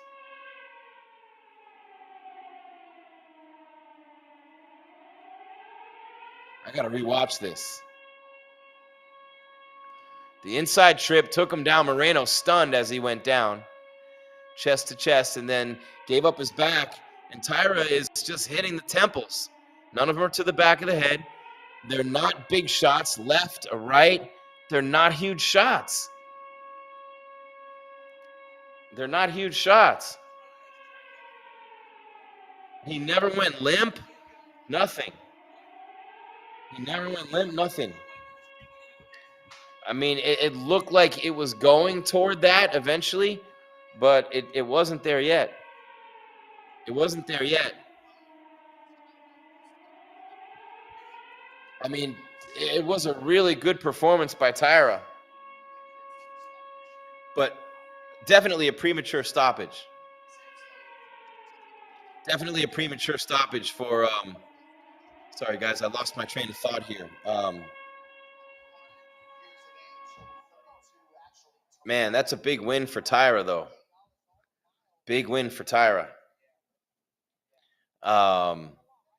There we go. I was trying to hear what they were saying a little bit during the pay-per-view too. They were saying it's a premature stoppage, Rogan and DC. And again, I don't have the closed captioning, so I just listened to it for a second. But I don't. That's a bad stoppage, man. Mark Smith, bad stoppage. Horrible job by Mark Smith. Absolute horrible job. You're going to see the replay and you're going to wonder, man, a lot of money just changed hands. A guy's trying to work his way back to a title shot. Now he's going to have to go back in line again. And that I don't think that's not a legit. So it's 224 of round number 2, TKO, Tatsuro Taira over Brandon Moreno. I just don't think it's a legit stoppage. I really don't. I don't think anything about that was legit. That really is a shame, man, to take that away from Brandon Moreno like that. And I mean, look, he was on top of him. He did have his back. He did have the triangle locked in. I don't want to get too carried away, but that was a very premature. I know, that's what she said. It was very premature. You know what I'm saying? So the biggest win of the career for Tatsuro Taira, just like we just saw the biggest win of the career of Payton Talbot, back to back. The one thing that you can never, ever dispute in this sport or any sport is that the youth movement's coming for you, man. Just when you think you've made it. Joe Torre was right, the legendary New York Yankees manager. The second you take it easy because you think you've made it, somebody passes you. And especially in this sport with all these hungry dogs and lions coming up, and you fight and literally scratch and claw your whole career, and then you finally make it, and then bam, this young lion's coming for you. And we've seen it UFC-wise. There's been a big turnover these last couple of years with these young fighters coming through. I mean, just think back a couple of years ago, right? A couple of years ago, what did that pound for pound look like? Now Islam's at number 1. Topuria is at 2. Dvalishvili, who we'll see in a couple of minutes, is at 3. Khamzat Chimaev 4. Pantoja, who we'll see in the co-main coming up next, is at number 5. Pereira 6. Volkanovski. Remember when just a couple of years ago, Volk was almost unbeatable. Kamaru Usman, almost unbeatable. Max Holloway had never been knocked out. He keeps reinventing himself every single time and coming back stronger. Remember when it just is unbelievable. Charles Oliveira, what a free fall for him. You know, Tom Petty wrote a song about that. Bilal Muhammad was on top, and now look at him. Just crazy how fast things change. You know, the most finishes in UFC flyweight history. Taira's at 6 now, tied with Moreno. Pantoja and Mighty Mouse with 7 is the record. So a big win tonight for Tatsuro Taira. A big win. And I just have a hard time with that stoppage, man. Like, how many times we see fighters work their way out of it? You know what I mean? They work their way out of a situation like that. You stopped it way too soon. Oh, there's Mackenzie Dern and her little girl sitting there, cage side. Oh, there's Cowboy Cerrone, still getting some love, cage side. Love me some Cowboy Cerrone. Oh, my boy Drakkar Klose is behind him there. What up, Dre? Yo, Dre, I got something to say. Man, unbelievable. What a night of fights so far. And we got a lot more coming. This is crazy, right? A TKO for Taira on an early stoppage, 224 of round number 2 over Brandon Moreno. The career of Henry Cejudo comes to a close. Payton Talbot with a victory over Henry by unanimous decision, 30-27s across the board. Jan Blachowicz, a majority draw against Bogdan Guskov. And the former champion Blachowicz got bloodied in that fight. Henry Cejudo, the former champion and legend, got battered and bruised and beaten in that fight. Grant Dawson got TKO'd by Manuel Torres in the prelims main event. Terrence McKinney, T-Rex, got submitted by Anaconda choke from Chris Duncan. Macy Barber with a win over Karini Silva by unanimous decision. Faris Zayam with a TKO, elbows and punches, might have been the best one of the night at lightweight over Nazim Sadikov. Jalen Turner, TKO's Edson Barbosa. Marvin Vettori got unanimous decision in the co-main. Remember when Vettori was fighting for a title? How fast was the decline of Israel Adesanya? This sport is cruel, vicious, and brutal. Man, it's unbelievable to see how fast things can change and how far people can drop and how fast you can fade in this sport. By the way, we never fade at MMA Weekly, 20-plus years, and we are still coming. Every single major event, we're going to be live with the pay-per-view. Can't wait for Paul and Joshua. Can't wait for 324 coming up in Vegas. They're showing a video montage right now of Justin Gaethje knockouts. And how does that not get you excited to go run through walls? And obviously, Alexandre Volkanovski will fight in Sydney on January 31st, which is February 1st in Australia. And he'll fight Diego Lopez, who's also in the crowd and has maybe the best mustache and hairdo combination in the UFC. Oh, there's the California kid, Uriah Faber, right behind him. Man, they're doing a lot of filling tonight on this UFC pay-per-view. I don't know what you guys mean. Fill. That's what I'm doing right now. Fill, Grease, fill. Meaning, shit, those fights ended too soon. We got to fill some time so we're not getting out of here right away. So while I have the opportunity, let me say thank you deeply with tremendous gratitude to each and every one of you for watching us wherever you are around the world right now. And for every pay-per-view, we're on every major one: boxing, MMA, UFC, mostly just UFC on the MMA side, unless there's something sick or crazy on anything, and then we might entertain it. But so far, no good. And Scott, did you see the co-main event on the Jake Paul, Anthony Joshua fight, by the way? I did not. Anderson Silva against Tyron Woodley. Oh, yes, that's right. Yep. Oh, and how about UFC 326, the co-main event? Dan Hooker and Benoit Saint-Denis. That's going to be a savage war. Special forces soldier against a guy in Hooker who never says no to a fight. Imagine that, a Hooker who never says no. I think sometimes they do say no. Only when the money's not right. Exactly. And so, but who could forget the fights that Hooker's had, like the 5-round war against Poirier, welcoming Michael Chandler to the UFC with a brawl. Oh, man. Oh, you got Fiziev and Mauricio Ruffi on that card as well, too. Okay, we're taking shape on 326. We got some big fight cards coming up. Meanwhile, not that far from now, Alexandre Pantoja and Joshua Van. How many people, we got that poll up yet for these guys? That was pretty, when you think I'll get about that. it. By the way, Brandon Moreno pulled in 76%, but that was a bad stoppage, Scott. yeah, Early. yeah. Early. You know, you never get another chance, right? Like when you're a ref like that, a premature stoppage, like it's always best to just let it go a little bit longer, right? Like you'd rather have it be a little overcooked than undercooked, right? Because you don't want to eat raw chicken. Like other things in life, if it's premature, you never get another chance. You never get another chance, and you never get a second chance to make a first impression, especially when you're premature. I don't know what we're talking about, but yes, I agree. If you know the things that Scott Peterson does to keep us alive and on the air here, the most submissions in UFC flyweight history for Alexandre Pantoja, he has 6. Well, great fights against Moreno too. He's 30-5, and he's got a big one coming up here against Joshua Van. And how about this? We get to the title fight portion of the program, Scott. The title fight portion of the program. The title on the line. Just in case you were wondering what that meant. The flyweight title, the rising star Joshua Van in the co-main event. How about this? -240 for Pantoja, +180 for Van. And I'll tell you what, the Cannibal, not only one of the best nicknames in the sport, but Van with the significant strikes, he's deadly. He's a dead eye, man. When it comes to the strikes, he's always on point. Oh, look, they're showing outside the arena with the big Christmas tree. I miss Vegas. I can't wait to go back in January. I'm actually going next week. I'll see you up there next week, Scott. We got to meet up and talk and have some fun when we go to. We always meet up and have fun. For sure. You buy pizza this time. I'll buy the pizza this time. That's true. The pizza's on me. Where else? We met at the pizza place. We met at Giordano's. That's right. Yeah, that place has a good view. We've met at the Venetian. We've met a lot of places. And there's a lot of new places that have been put up now. But I'm not going to any of the country bars.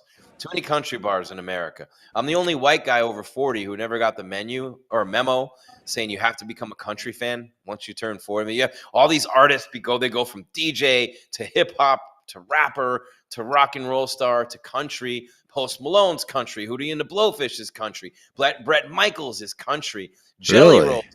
Everyone's country now. I'm glad I don't pay attention. Or Big Reds. I don't go to country bars. I'm not going to any of those. We got the rodeo now here in town, so all the casinos are playing country right now. So you got the rodeo, the PBR, and then you got the race coming up in what, February? We just had the F1 that just finished last week. When was that? That was last week. Yep. I'm I still thought it was waiting for coming him to up. tear all the crap down. I missed it. So an 8-fight win streak, Scott, for Pantoja. The cannibal, he hasn't cannibalized himself. He's cannibalized the rest of the division. But it'll be his 5th title defense. The submission win over Kai Kara-France in June. He's cleared out the division. The wins against Royval and Moreno. And, he hasn't faced Joshua Van yet. Charles Johnson knocked him out in 2024, but it's kind of like one of those things, and you know this, Scott. We've seen this over the years with Mighty Mouse, right? When one guy dominates a division, and that division is 125 or heavyweight. I'll throw heavyweight in there because that's why so many 125ers get to the UFC so fast. It's because there's nobody in the division. I was talking to a kid the other day. He's one of the top 125ers in Arizona, and he can't get a fight. There's no one in that weight class. No one. And then you're going, and every time you get a fight, again, it's like another guy who's just like you, who's killing everyone, but they can't find any opponents for him. So your path can be cleared. Your ticket can be stamped much quicker if you are a 125er. And that's how a guy like Joshua Van, remember when Mighty Mouse was the champ and all these guys are getting title shots off two or three wins in a row and they haven't beaten anybody, but it's just because of a dearth of competition in that division. When a guy like Pantoja, who's a good striker, his leg kicks are dangerous, man. The power, the precision of Joshua Van, and the high volume of his striking. Again, you're talking about unlimited gas tanks for the most part for 125ers, man. It's like those little Fiats, man, like a Vespa scooter. Those things will run forever on a gallon of gas. You know what I'm saying? 125ers are the Vespa scooters of the UFC. And Van has really good takedown defense, 81%, by the way. But his last fight, Cejudo took him down 4 times earlier this year. Pantoja is a much better wrestler, by the way, than Cejudo, too. So you look at the takedowns he landed on Kai Kara-France. I think it's just too much for Joshua Van. And I really like the kid. I don't know how you all feel about him in the chat. And I don't know if my sound's going in and out on your end, but I'm speaking the same direction into the same microphone. And You sound good to me. I think it's my ears, Scott. My ears don't work like they used to. Well, sometimes it's good not to hear. This is true. But you got to remember, I'm not married. Hope my wife's not listening. I've learned those Honey, lessons. it's just a joke. I've had a wife, an obsession, and a girlfriend. I'm done. I've had all 3 things any guy could have in one lifetime: a wife, an obsession, and a girlfriend. You've lived a full life. The obsession was the fun one. Not going to lie. You never know if you're going to get laid or killed. You're sleeping with one eye open. Oh, man, you're like, yes, I got the party girl. Then you're like, oh, no, I got the party girl. But it was a fun experience, I'll tell you that. And then, man, this arena's lit up so beautifully. Wow, for Joshua Van. They do such a great job. If you've never been to a UFC fight in person, we're going to have to change that, by the way. Have to put a little trip together, little MMA Weekly party bus, party plane. You know what I'm saying? But it's an experience unlike any other. Now, when I was a kid, I watched every sport in the world. I've been a sportscaster for 35 years. I've made it to ESPN, Locked On Podcast Network. I mean, I'm on the worldwide leader in sports, and I'm on the #1 podcast network in the world. And I'm also on the largest independently owned MMA website ever, one of the greatest in the world in MMA Weekly. But my point being, in 35 plus years of being a sports announcer, it's because I grew up with a little 12-inch black and white TV in my room. You kids have no freaking idea what I'm talking about. It was a square. They weighed about 50 pounds, and they were tiny. And you had a little thing called a cable box where you'd have to turn this dial.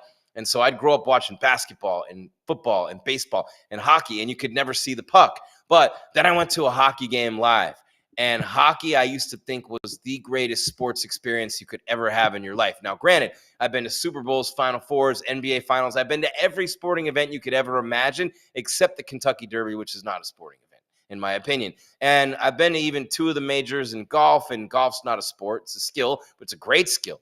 Anyway, those events are amazing, but nothing, and I mean nothing. I've been to the biggest boxing matches, the biggest fights, the biggest title fights. Nothing beats a big UFC event. Absolutely. Dana's right about that. He says it all the time. Once you come to an event, I don't care if you're a fan, a fighter, a sponsor, an investor, someone who wants to buy the company. And in Dana's famous words, I don't give up who you are. except he doesn't bleep himself out like I just did. But he goes, you come to a live event, we got you, and we got you for good. That's a UFC event. The lights, the music with my boy AL3, the DJ, the environment, the atmosphere, the crowd, the feeling of being, and you just look at like it's the Roman Colosseum. There's an octagon with a cage around it, dropped in the middle of the floor, and only one person gets out with a victory. Will it be Joshua Van in this fight? A 5-fight win streak. He's the 5th youngest title challenger in UFC history, 24 years, 1 month, 27 days. He's got a high volume in terms of strikes. Very high striking volume. You know, and Royval brawled with him in that fight. I mean, I just, that's the hard part for me. Like, if you're brawling with Royval, man, huge. Oh, you got to read this super chat. Uh-oh. $5 from my crazy adventure 91. You had all 3 at the same time: wife, obsession, and a girlfriend you were obsessed with. Jerry, Ice Road Trucker, watching in Alaska. No, I didn't have them all at the same time. I had 24 years with my wife, my kid's mother. We had 3 beautiful kids. Midlife crisis, obsession, crazy Latina, 10 years younger, hot, gorgeous.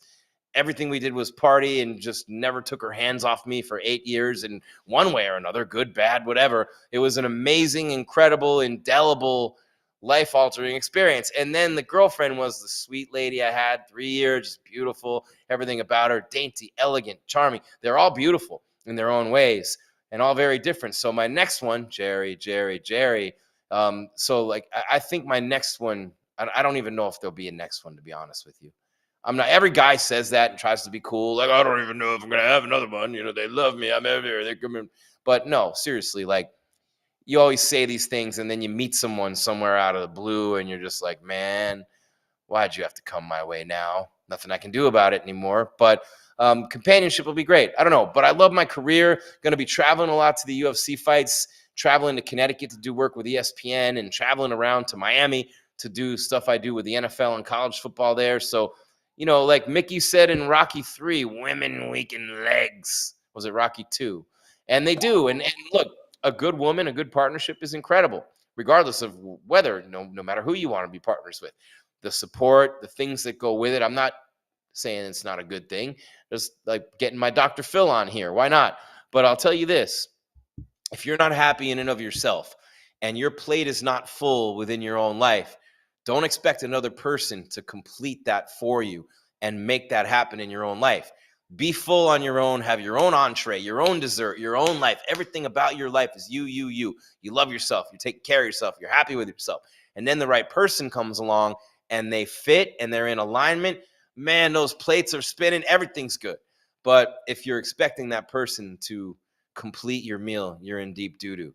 How about Pantoja to win by KO or TKO? Plus 800. I'm liking that. What are you guys feeling? You liking that?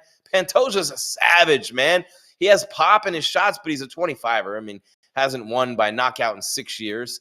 And, I mean, that was against Matt Schnell, so there's an asterisk there. I mean, his face is made out of glass. But 8-fight win streak for Pantoja, 4 by submission. The others on points. And, you know, Van coming off that Royval win. Royval was probably not that smart to brawl with him. Didn't really wrestle much. Pantoja will walk forward. He'll eat those shots. He's a high IQ guy. He's going to wrestle. He's going to want to sink in a choke. He's going to want to get his back. I mean, he's minus 230 to win outright, Alexandre Pantoja. Van is plus 190. He looks a little nervous. Big moment for the 24-year-old. Pantoja by KO, TKO plus 790. Van is plus 425. By submission, just plus 130 for Pantoja. Plus 3,000 for Van. Pantoja's 35, Van's 24. They're both 5'5". The reach, 67.5 for Pantoja, has a 2.5-inch advantage.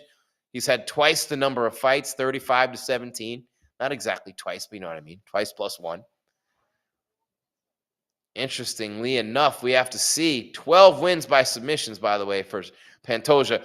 And you're hoping like a striker like Van, right? you start attacking that lead leg, and then he doesn't have, and you attack it with kicks, and you attack it with ankle picks and single legs. You do everything you can to attack that lead leg of a power striker who throws a lot of volume, because every time that lead leg hits, you know something's coming.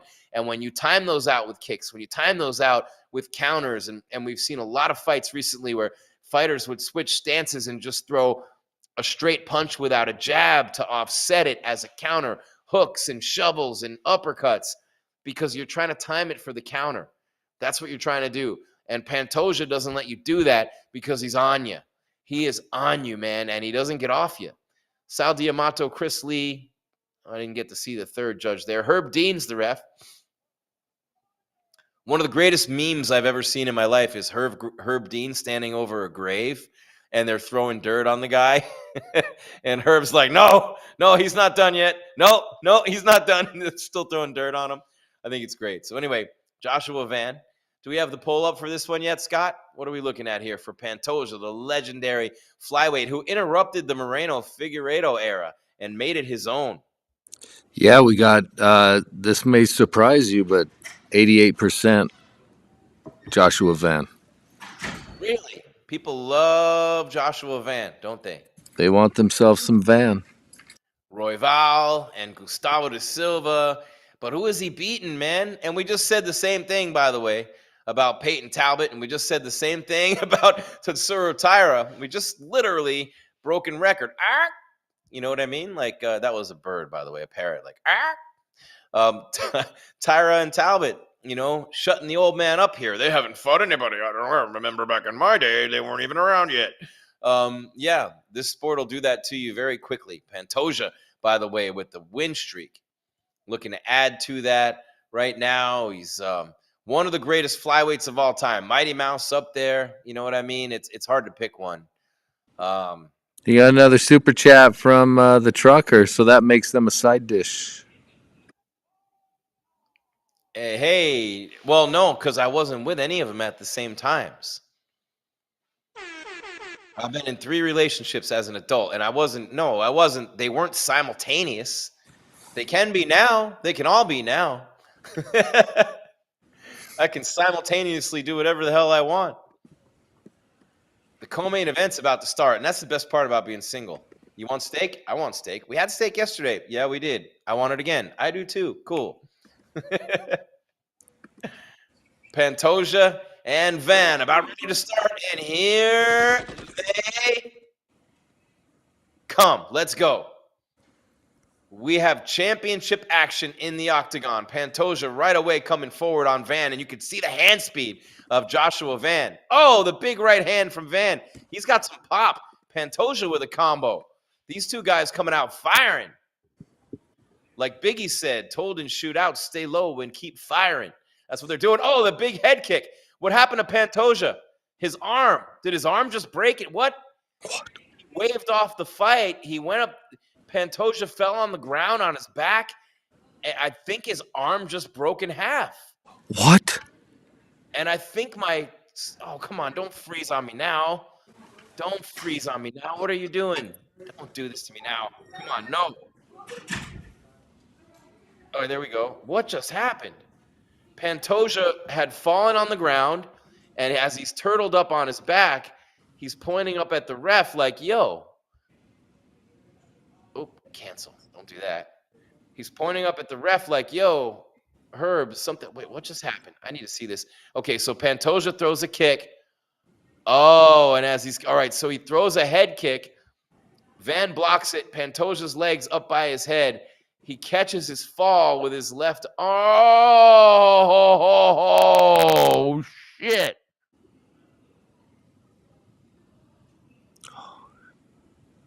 Oh, wow. Yeah, his arm is. You ever see like the quarterbacks in the NFL who have their leg mangled when everything just broke and tore in his left arm. Everything. Right at that elbow. He planted his elbow when he went down, guys, and everything just popped and snapped on him. He threw a head kick. He actually connected with it, but his leg got caught up there. He fell back down, went to catch himself, and his arm just, oh man.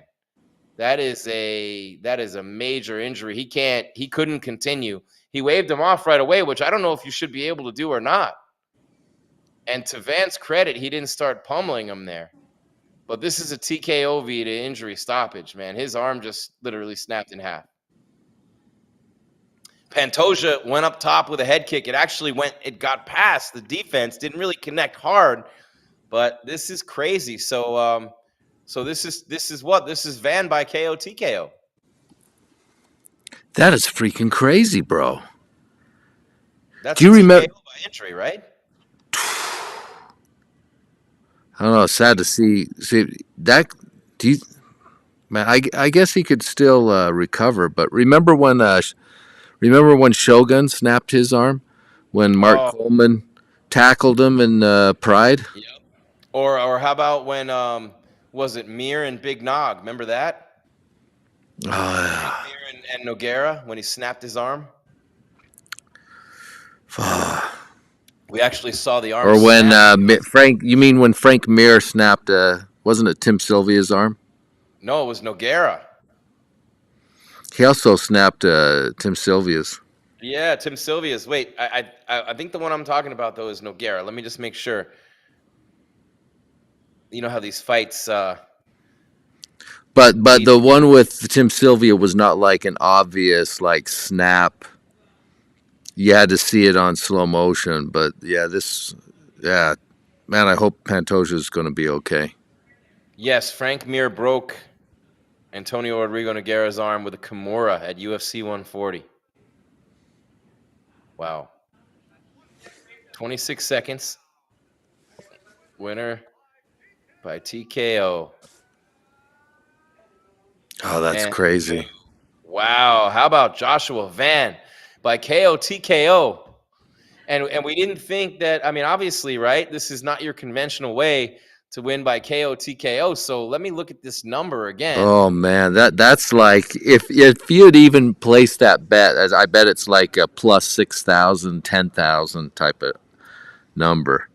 Just plus insane. 425 to win by KO or TKO, just by KO TKO, and that's technically a TKO. So 425 if you had Van to win by KO TKO, that's the easiest win of your life right there. By injury. Wow, what a night for Joshua Van, Scott. How about this? The biggest win of his career. What were the odds on him? He was a plus what? The unbeatable.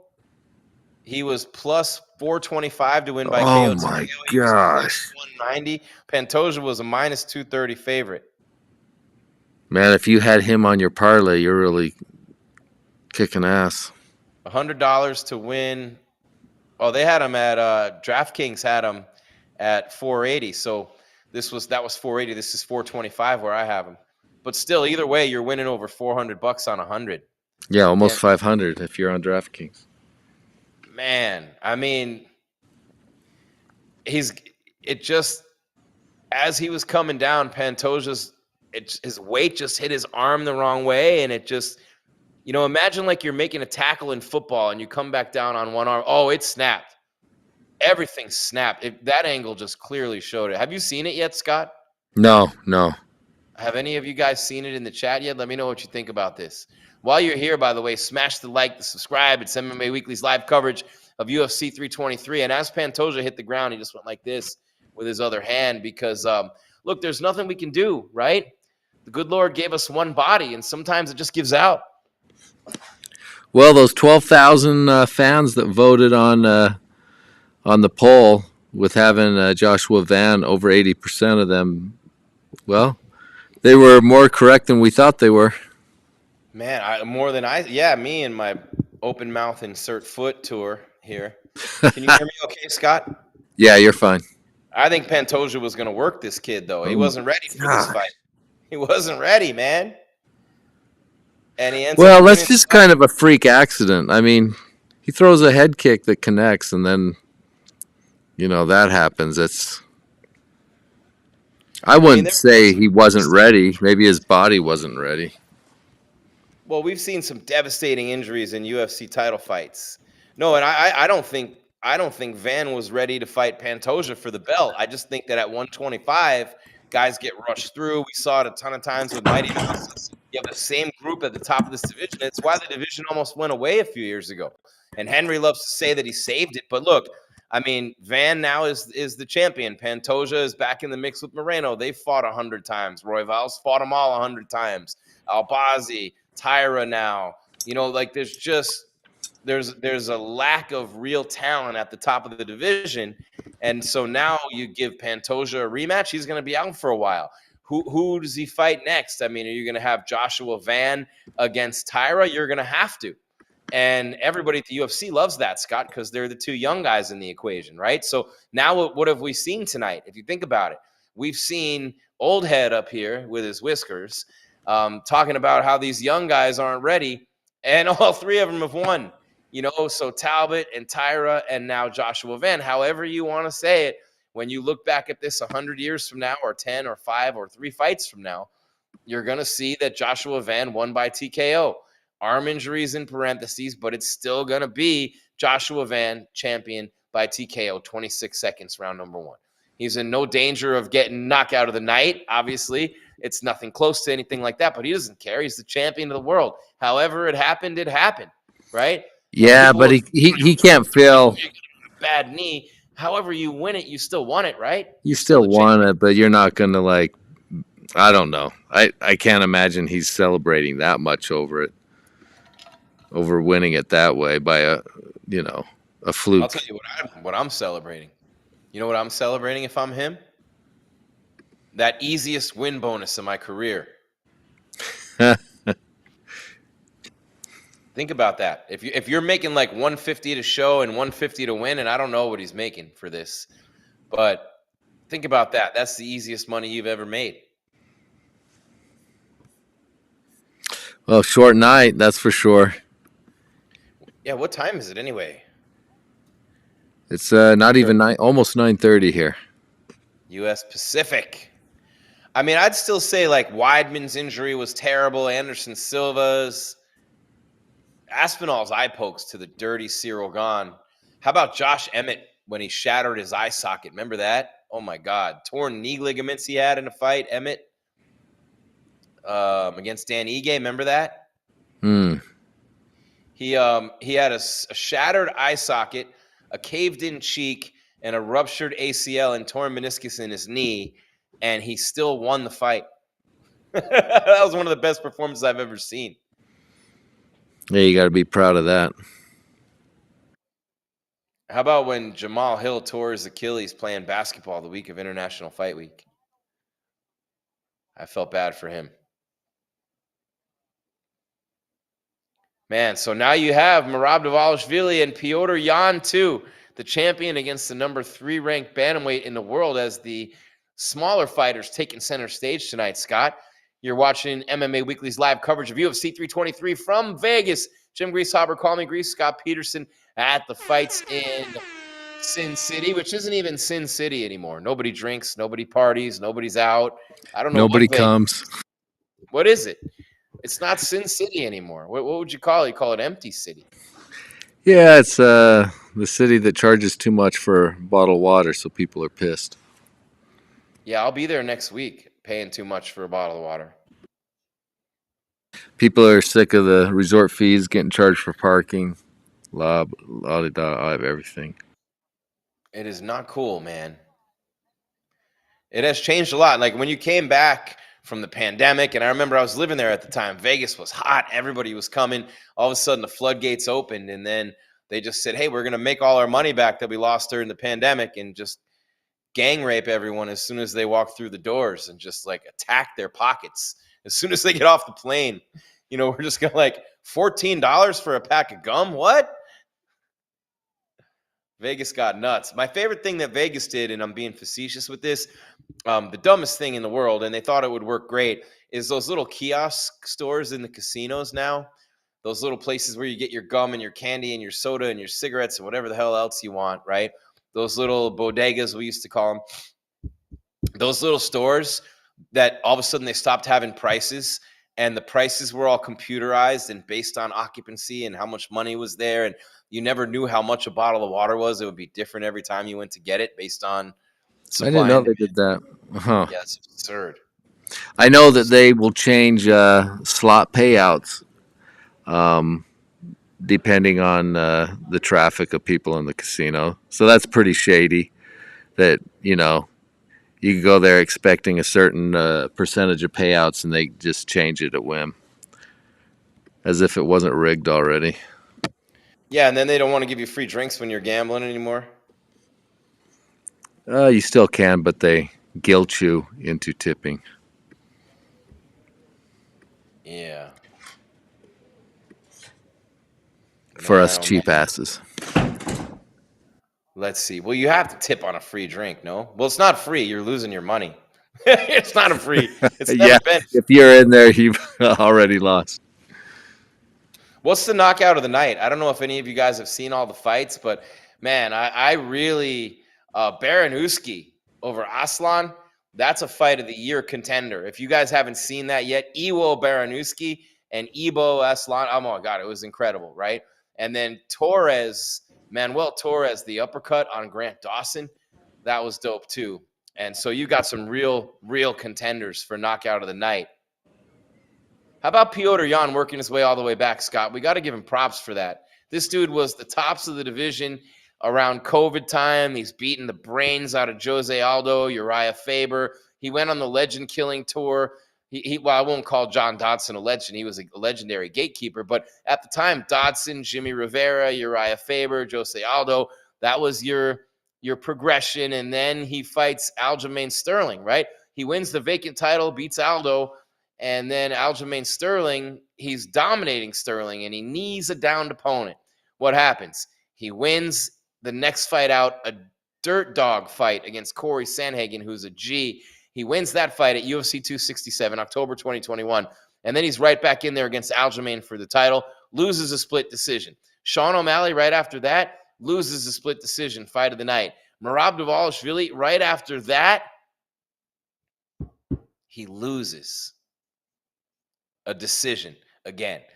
But to his credit, I mean, I don't think anybody in recent years comes to mind who's had worse luck than Petr Yan in the octagon. Angela Hill on the women's side, I mean, it's so many close decisions. But for Petr Yan, got himself DQ'd. Now, look, that's just stupidity. People used to say the Kennedys were cursed. I'd say, yeah, they're cursed with stupidity. You're riding around with the top down through a place when people want to shoot you. You're skiing backwards into a tree. You're flying a plane. You don't know how to fly at night. You're cursed with stupidity, right? Very different than actually being cursed. Well, in the case of Petr Yan, he was cursed with stupidity when he threw the knee to the downed opponent on Aljamain Sterling. He looked right at him. He looked at his coach. His coach said, don't do it. And he just couldn't resist and just had to do it, right? So you take your medicine, you do it, you understand what happens. You beat Sandhagen. You come back out. You get another title fight. You lose to Aljamain again. But then bad luck against O'Malley. And a lot of people thought he won that fight. And then Merab Dvalishvili loses a unanimous decision there. So you're talking a period of 3 losses in a row, 4 out of 5 fights. And you're talking from March of 2021 to March of 2023. So a 2-year period of the life of Petr Yan was absolutely miserable. We're talking like bed bugs all night, every night, miserable. Itching powder in your blanket, miserable, because for 2 years, it's just really the roughest time of his life. He's losing everything. It's all close. He's not getting knocked out. It's just the luck of the draw in many ways, although he would have done anything for a draw at that point. So what do? You take the next couple of years and you beat Song Yadong, who's still right there, is fighting Sean O'Malley on the next pay-per-view. Then you beat Davison Figueiredo, and you look at what Davison Figueiredo's got going on now. He's got a big fight coming up against Nurmagomedov on the next one. And then he beat Marcus McGee. Maniac McGee. And this dude's been really good. He's like a coach on a fight team at the MMA lab in Arizona with Clayton Carpenter and Kyler Phillips and, Sean O'Malley and all these guys.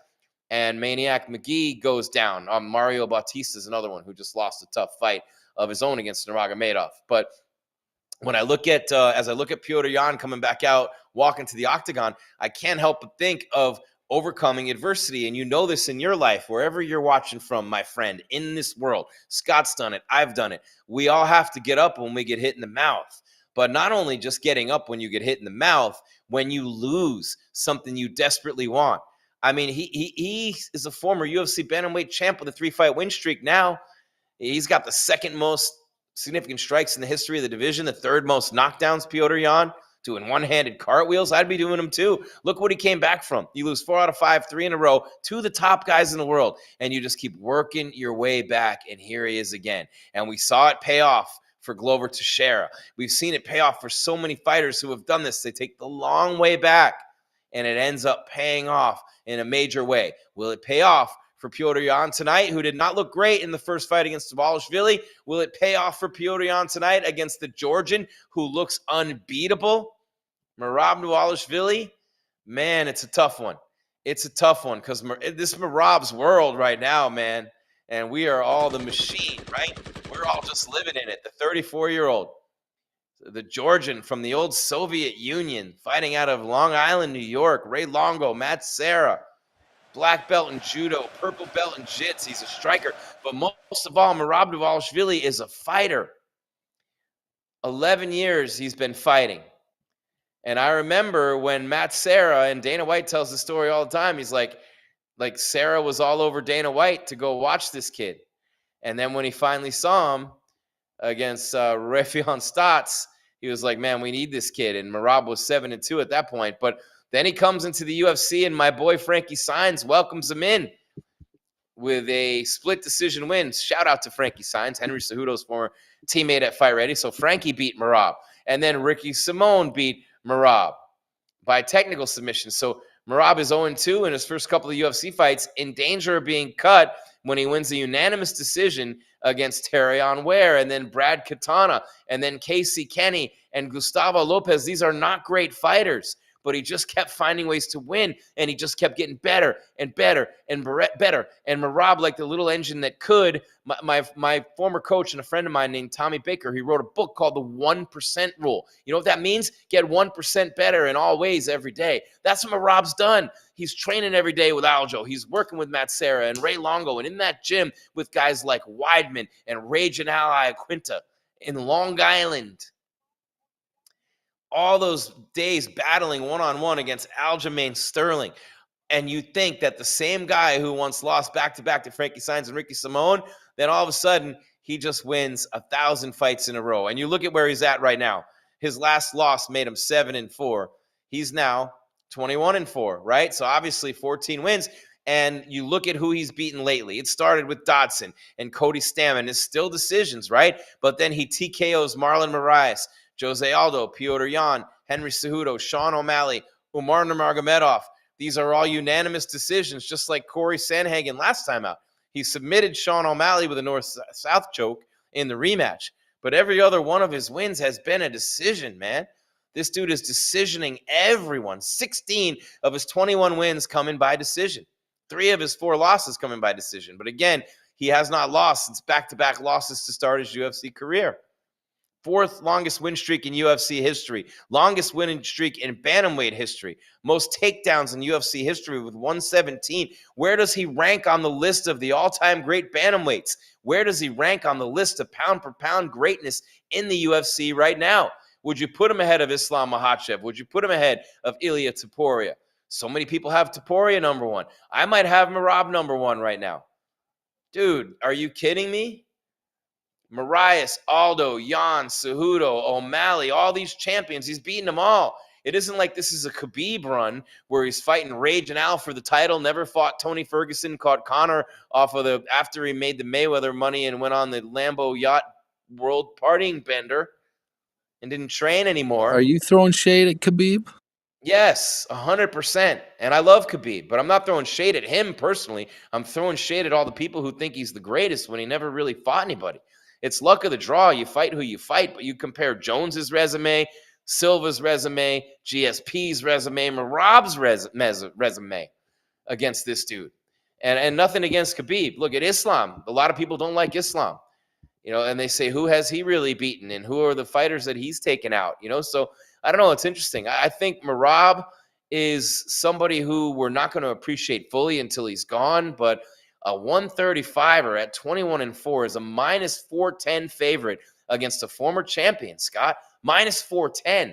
Do you know how disrespectful that is? And you're talking about a guy who's beaten Figueiredo, who's beaten Sandhagen, who's beaten Aldo and Faber, and worn the gold around his waist. He's won it when it was vacant. He's won it when it was interim. He's had fights of the night. He's been in there against everyone. And he is a huge, huge underdog with Bell, Cleary, and Colon being the judges tonight. I love Merab Dvalishvili. This isn't me talking crap about anybody else as much as it is just, look, I didn't like Merab for a long time. Mark Goddard, the ref, his personality's cool. You see him at the nightclubs dancing. But Petr Yan has worked his ass off to get back here. And he's faced every bit of adversity that you could face to get back into this position for years after being a two-time champion.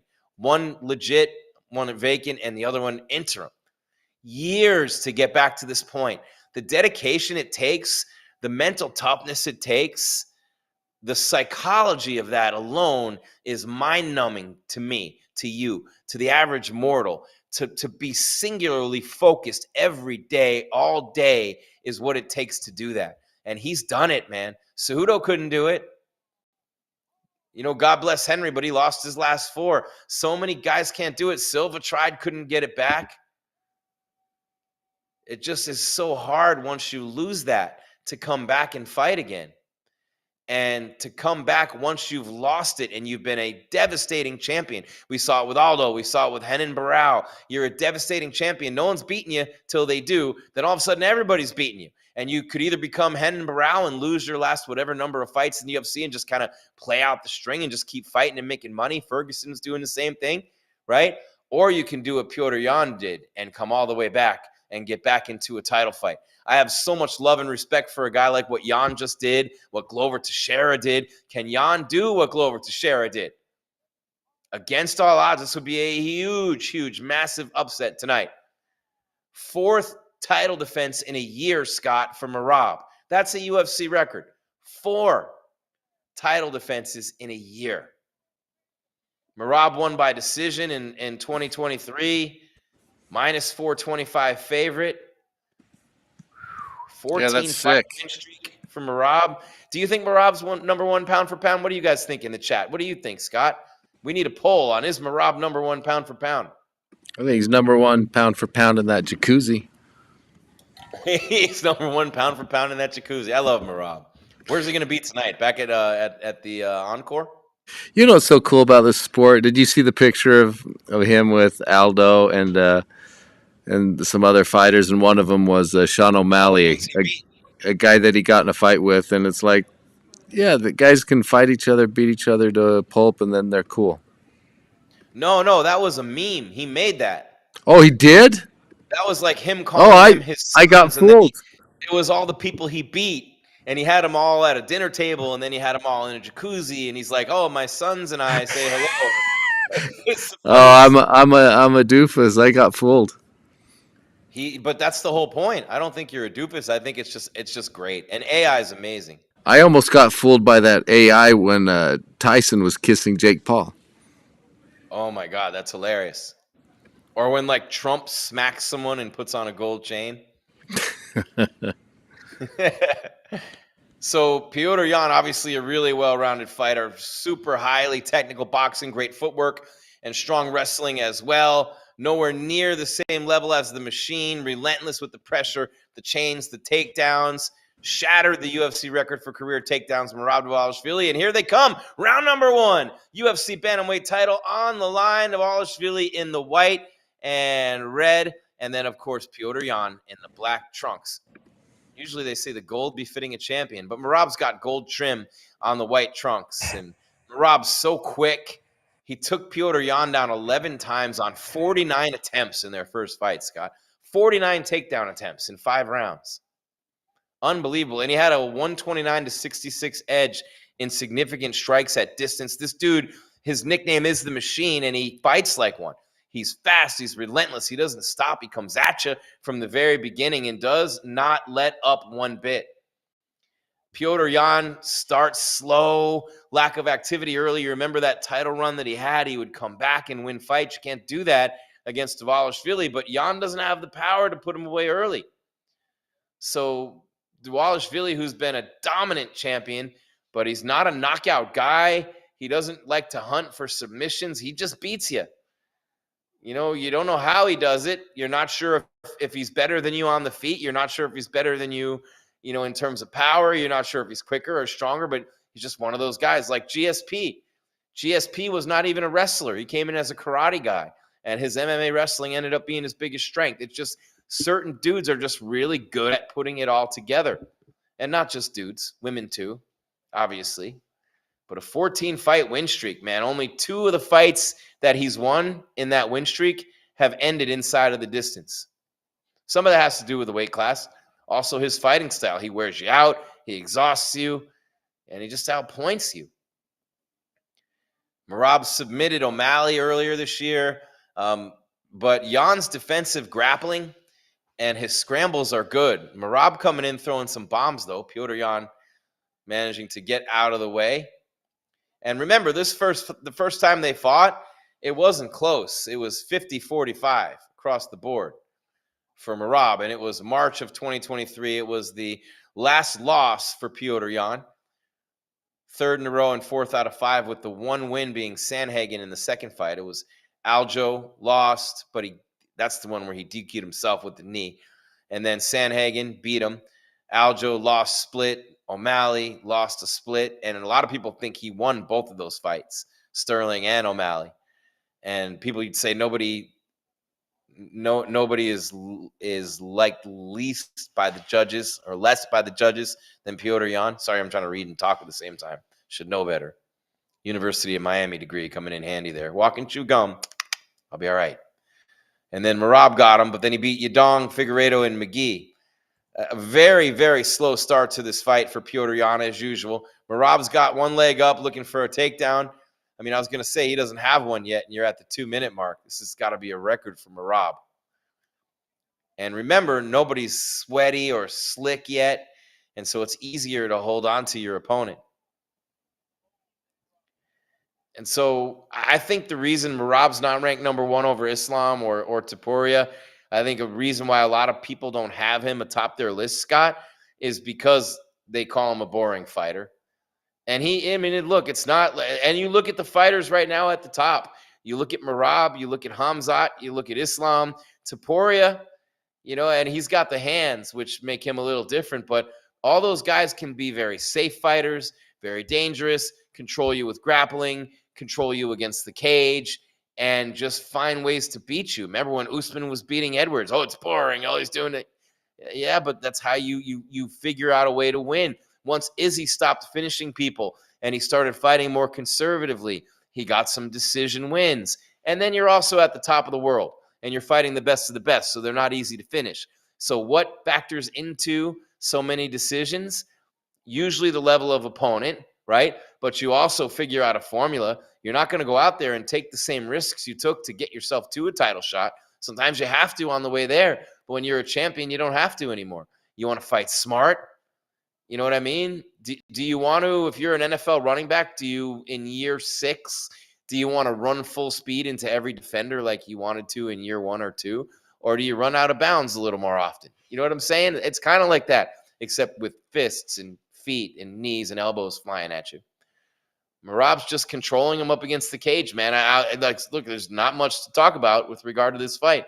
10 seconds left in round number 1. You don't know who's winning the round. You're falling asleep half the time through it, and it's the greatness of Merab.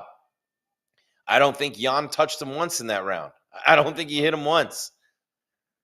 Dvalishvili's got the red face like he always does. I mean, you barely touch him, and he'll look like you hit him 100 times. But I just feel like this is it's another Merab fight. You know what I mean? It's another 50-45 in the making. And we'll see. I mean, a 34-year-old and a 32-year-old, the age doesn't have much to do with it. The reach is about equal, 1 inch longer for Merab. 21-4 against 19-5. More KO wins for Petr Yan. But again, Merab, it's all about decisions for him. I miss being able to hear what the corners say or having the closed captions. They're not working for whatever reason. But one thing I will tell you is for a guy who got taken down, I mean, Merab shot 10 takedown attempts in every round in the first fight. So clearly Petr Yan's takedown defense has become much more elite. And Merab, in typical Merab fashion, ready to run across the octagon to start round 2 at Petr Yan. who seems to be all right, not breathing heavy, anything like that. And round number 2 is underway of this Bantamweight Championship. Merab Dvalishvili, the number 3 pound-for-pounder in the world, champion at Bantamweight, taking on Petr Yan, the former champ, who's ranked 3 at 135, not ranked in the pound-for-pounds. Jim Greasehaber, call me Grease, at Jim Grease _GRIES on social media, at Jim Grease _ as Merab shoots in for a takedown. Don't forget, at MMA Weekly, give us a follow on all the other platforms. Nice takedown defense by Petr Yan. Merab shot a single, and Petr immediately went back into the fence. And, of course, Petr is P-E-T-R. People love to add syllables around the world to words that don't need them, but that's one of the cool things. Traveling the world, like even the names without 1,000 consonants have the extra syllables. Merab relentlessly working for the takedown up against the cage, and Yan with the takedown defense has that wrist control. So when someone's looking to take you down and they get their arms up underneath your legs, you push down on that wrist, and that'll stop the takedown. And that wrist control of Petr Yan is now pushing down on the head, doing everything he can as Merab. And I don't know why the ref is just letting him continue to do this. Merab just kind of has his leg. Yan pulls it out. No takedown for you. Remember the soup Nazi on Seinfeld? No soup for you. Come back 2 years. No takedown for you. Merab, I believe, still doesn't have a takedown, which might be the longest amount of time he's ever gone without one. Yeah, 10 for 10 for Petr Yan. How about that for takedown D? And now they're in the pocket throwing haymakers at each other. Yan lands with a right. Ooh, Dvalishvili is going to want to reconsider coming in as hard as he is. And now Yan's coming forward. He's a little jacked up. Got the confidence going. Petr Yan's boxing is so high level, man. So high level. Just boxing-wise, he's got to be the best in the division. He's got to be. Who am I missing at bantamweight in terms of the boxers? Oh, O'Malley, really good too, but I don't think as good as Yan. It's close. O'Malley's really good on the feet. Obviously, the longer any fight goes, the machine's cardio, he never seems to let up. Petr Yan's pretty good in that department too. Why is Yan grabbing his face? He's holding it like this. He's wiping the blood away from the top of his eye. Something bothered him or hurt him or something. Something's bothering him there. Main event of the night, Dvalishvili and Petr Yan. And how about now, Yan ends up with the takedown. Ducked down, changed levels, and just exploded and tackled him. But you better be careful grappling with the machine. There's blood there. Oh, Yan got a little carried away with the grappling. That's not your game, bro. The takedown was there. Hard to give him too much crap for that. But now Dvalishvili's got his back in the middle of the octagon. And oh, Yan gets up. Some really high-level grappling there by Petr Yan. You know it's great when all you hear is Joe Rogan going, wow. Man, there's blood coming off of Merab somewhere. I think it's above his left eye. It's coming, dripping all over the back of Petr Yan now as Merab's got him in like that front, that WWE front face lock. But difference is they're throwing knees here, or he is. But we'll see if Petr Yan, what he's got for the defense here. Very dangerous with the, you remember John Jones's choke of Lyoto Machida, the guillotine, where he just yanked him up against the fence and dropped him. Yan almost found himself in that position. But Merab Dvalishvili, it's not affecting him at all. He's still coming forward full speed, but he's got a major cut working. And he just ducked under a big punch from Yan and tries another takedown. The takedown offense of Merab Dvalishvili is not working so far in this fight. Petr Yan really brilliant with the takedown D. Super strong with the legs. And Merab will hold on to a single leg forever. You know, so now Petr Yan pushing down on the head, wrist control on the other arm, fighting it off desperately. Now Merab takes his back and trying to yank him down up against the cage. That's not working. Throwing knees from behind him. That's not working. And Petr Yan manages to escape the takedown attempt again. 34 of 65 for Yan and 35 of 133 for Dvalishvili. Significant strikes, almost double on the percentage for Petr Yan, and nobody picking Yan to win. I don't think I did. I don't think I gave a pick. What did the poll say, Scott? 15 seconds left in round 2. Oh, big right from Petr Yan. Merab's face is bloody. Almost 5,000 votes cast. Merab at 67%. Wow. Petr Yan putting on a masterclass here. I think he won round 2. Merab's nose, of course, is all jacked up always anyway, but he's bleeding from above the right eye. His nose got smashed in. He's bleeding from there. So Petr Yan plus 305 to win outright. By KO, TKO, it was plus 750. Man, I'd have taken a stab at that. I think it would be good to take a stab at that, but we'll see. Merab's been in these positions before. Some narrow escapes though, and he's always winning by decision. Yan is not breathing super heavy. His technical boxing has been a big problem for Dvalishvili. Petr Yan coming in with a big right hand and then shot in for the takedown, took him down. Merab didn't expect that. The jab from Yan and then waving him in. Come on, boy, let's go. Ducking down out of that pocket and firing a right hand as he did it, keeping his head off the center line. Petr Yan, boxing clinic in round number 1. This is pretty awesome. What are the live odds? Let's see. Come on, guys. Don't be slacking. Round number 3, and here they come. Man, Merab's nose is completely bent and caved in with blood coming out of it. And then on the other side, I believe it's this side, and above the right eye, he's bleeding straight down. And then he's got the nose caved in with the blood coming down here. Doesn't look like it's affecting him at all. But Yan might want to start throwing more low kicks. Get that head down. Oh, he's throwing higher kicks too. Yeah, see, it's like Yan heard me. He's throwing kicks. He's coming out throwing kicks in round 3. Got to be careful, though, against the takedown artists. Those kicks have to be short and clean. You don't want to oversell them. You don't want to wind them up. You don't want to try for that big power shot. Oh, Merab just clocked Yan with a big right. Now he's got him in that choke. Oh, Yan dumps him down on his head. Just picked him up and threw him down. Looked like a rampage slam. Oh, and a big left from Yan, who's fighting like a savage right now. Dvalishvili's title reign might be in trouble. But Merab's boxing's kind of getting there. He's throwing some elbows from in tight. Merab just never gasses out, and he goes full bore till the end. But Yan is tagging him on the feet. Merab better get this thing to the ground faster. He ain't going to have the belt much longer. You can see where this one's going. You can see where this one's going. I have Petr Yan up 20-18, by the way, 2 rounds to none. Merab with a double leg. Oh, he's got him up over the shoulder now. He's carrying him across the octagon like he did Cejudo. Uh-oh. Petr Yan's in big trouble. Gets dumped down now by Merab Dvalishvili, but he's right back up. Petr Yan plus 750 to win by KO, TKO, plus 600 to win by decision.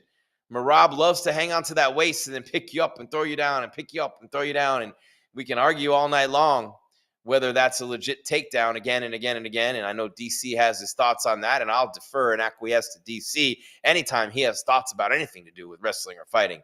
You know what I mean? When it comes to what a takedown is, yeah, I'm going to listen to Daniel Cormier more than that little voice in my head. But a couple of takedowns, 2 out of 15 now for Merab.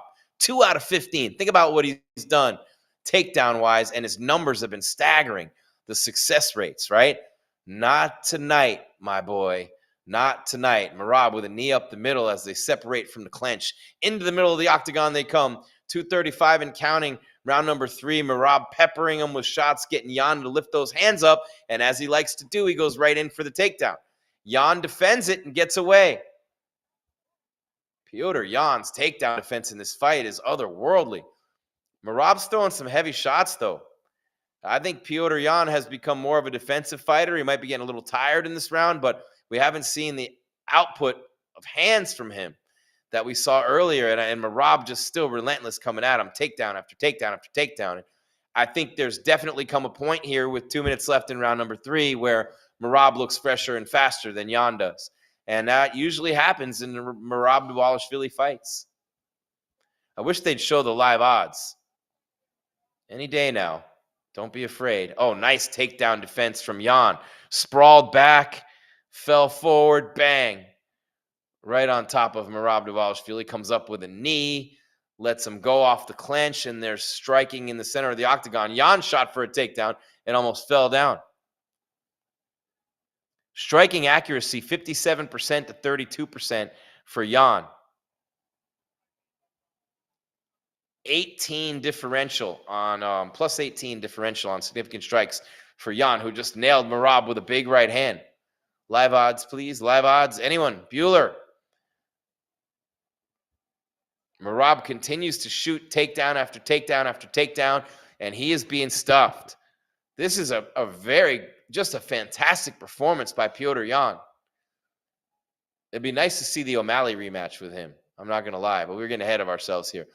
Yan looks a little slower. Those punches looking a little heavier in terms of like dragging your arm heavy, not heavier as in more power behind him. Jan's throwing knees as Dvalishvili's coming in for takedowns too. And Dvalishvili with that dent in his nose and the eye cut is bleeding everywhere. And Petr Yan doesn't seem to be fazed by Dvalishvili's striking. He's covering up. He's getting his head off the center line. He slips a little. He rolls a little, but it's just a little bit of the head movement, really, and then coming back with the counters. His boxing is so good, and he has zero fear of the power of Merab Dvalishvili, which is something really important to point out here as they throw bombs at each other up against the fence, and Merab clenches up to get Yan to stop from throwing those haymakers at him as Petr Yan looks for the level change. Another round in the books, and Merab Dvalishvili's face is jacked. If you can see it or Google search it right now, live in real time, find it on Twitter. Yan just flipped him upside down and dumped him on the side of his face. Dvalishvili had Petr Yan up in the air, took him for a little ride around the octagon, and the fans were screaming, and he just dumped him. But I believe that Petr Yan is up 3-0. Beautiful body kick under the rib landed from Petr Yan that really hurt Merab Dvalishvili, and Yan could see it. Man, just unbelievable precision in the striking department from Yan tonight. Looking as sharp as he's looked, no matter what has been happening in his career, whether he's been winning, losing, champion or not, man, he's looking really good tonight. Really, Merab Dvalishvili, again, on the left side, his nose is completely caved in, gushing blood. On the right side, it's coming down from above his eye. But his whole nose it's like Lombard Street in San Francisco. And he's smiling over at Petr Yan. Better not blow that nose. And round number 4, here they come, Scott. Oh, baby. Live odds, Petr Yan minus 125, minus 105 for Dvalishvili. So minus 125 live for Petr Yan when he was plus 305 to start the fight. So obviously he's been winning this fight. He's probably up 3-0, maybe 2-1 on one of the 3 blind mice scorecards. But we'll have to see how that plays itself out. If you're Petr Yan, you keep doing what you're doing. You don't have fear. You respect Dvalishvili. You respect the takedowns, but you know you have to take away the takedowns, right? But you have no fear of the knockout punch. It's like you're a great hitter up there against a tremendous pitcher, right? But you know no matter what, he can't get a fastball by you, like Barry Bonds would say. That he better get me with the slider because he ain't getting me with the fastball. So I think that Petr Yan realizes that Merab Dvalishvili cannot beat him on the feet with power shots. But now Merab just got him in a choke and pulls him down. What just happened? Petr Yan slipped, and Merab's got him. He's got him in a tight guillotine. He's got to avoid getting that body triangle. Oh, Merab's got it locked in tight. This would be a shame for Yan. If Merab gets that left leg up over the top of him, and Yan pulls away and out of it. That was close. I remember Poirier and Khabib at the time thinking, Poirier didn't really have that choke in, but he did. Merab had that there. The guillotine was in. And now Petr Yan has his back with 3.5 minutes left in round number 4. What a fight. What a fight from Yan. And Merab, that gas tank and the cardio, but that choke was in tight, locked in on Petr Yan. And now they're on the feet again. Yan just zero fear, just knowing, hey, I think he just feels it in his head. He's not going to beat me on the feet. He's not going to outpoint me. I don't think this guy can hurt me. I'm just going to defend these takedowns and use my boxing. But his kicks are coming now more in the later rounds. Merab's still at insane cardio, hasn't lost a step.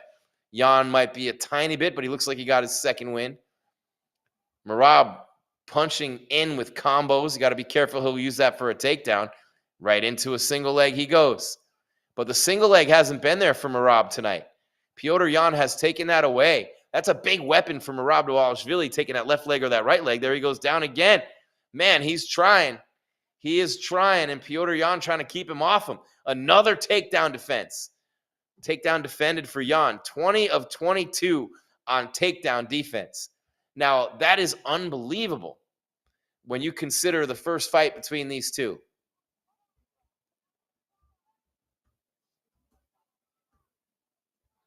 Unreal by Petr Yan.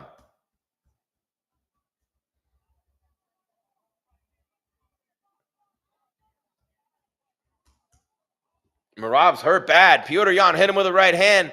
Merab is bouncing away. And again, he's got the caved-in nose with the blood. He's got the eye with the blood. Merab not coming forward. Petr Yan just rocked his ass. What a fight. What a performance by Petr Yan tonight. This dude came to fight, came to scrap. He got dominated in the first fight between these two. I mean, he dominated him. 49 takedown attempts, landed 11 of them in the first fight.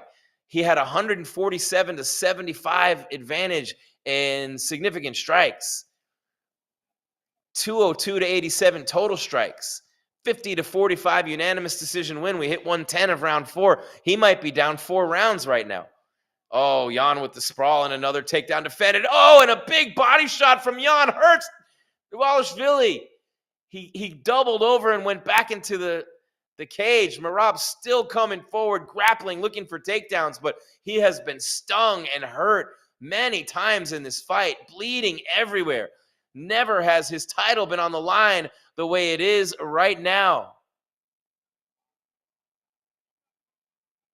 Petr Yan with a huge right hand again. Crowd gasping. Oh, man, Petr Yan putting on a savage clinic in strikes and takedown defense tonight against the machine. This is how you beat him. He's had his eyes on him for years, and he's been winning his fights, but you know you lose to someone, and you see him at the top, and you just watch him, and you're studying. I'm going to get there. I'm going to beat this person. Juliana Pena did it to Amanda Nunes. It just happens, right? It happens. Anybody can get got on any night. But, I mean, what Yan had happen in the first fight between the two of them was a complete shutout. And not tonight, my friend. What happened to Merab here? What happened here? The live odds, minus 620 for Petr Yan. He started as a plus 305 dog. Dvalishvili to keep his belt plus 400. He's being examined by the doc right now. His eyes are pretty damaged right now. That one that's bleeding, and then, of course, the nose is caved in. And Petr Yan looks a little tired in his corner. He's got a little bit of a black eye on the left side, but, man, I thought they stopped it for a second, the way the doctors came in to grab Merab, but it's the end of the round. I thought they actually wanted the doctors to check to see if he could continue after that right hand from Yan. But it's such a ferocious exchange. This is incredible. This could be one of the biggest upsets we've seen in a title fight. The UFC is the UFC, man. It's amazing. Here they come, Scott. Wait. Oh, Merab is dripping blood down both sides now. His face is rearranged. And here they come. Round number 5, the belt on the line. Merab Dvalishvili is in big trouble. The plus 305 dog Petr Yan is now a minus 600 plus favorite. And what is Yan doing? He's doing foot stomps. He's like trying to stomp. He's trying to stop Dvalishvili's foot. And he was throwing those little teeps at the front of the thigh as well. Gotta love that, Petr Yan. So, man, 4.5 minutes left in this one. Dvalishvili's title reign's in big trouble. He hasn't landed anything tonight in terms of takedowns. He has not even come close to outstriking Yan the way he did. And again, he dominated him in the first fight. 49 takedown attempts. The UFC record, hit 11 of them. Significant strikes, 147 to 75, 43 to, oh my God, just unbelievable. 43.5%. And now look at him. And he threw so many, 147, landed 43.5%. And Yan threw 75 and landed 52.5. The precision boxing of Petr Yan, but He's trying to keep him away with some kicks now, but being very careful with the low kicks. Don't want to give up an easy takedown here and get submitted when you're clearly winning this fight. Oh, Jan just ate a big elbow. He's got to be careful.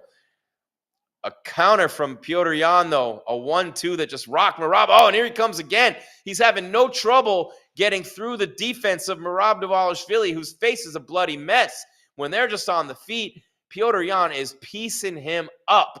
It's a boxing clinic at 135. And I think Merab, man, he's in big trouble. His belt is really slipping away on the line right now. Plenty of time left, and Yan just keeps landing. Big shot after big shot. Dvalishvili swinging wildly, and now a kick to the midsection from Yan. Merab keeps coming forward. Petr Yan, man, a 1-2, just so pretty. 3 minutes left in this fight. Merab's going home without this gold tonight if this continues. Significant strikes, 117 of 204, 57% for Yan. Merab's 121 of 345, always super high volume. He's coming forward with ones and twos, and then he'll come back with a one and an elbow.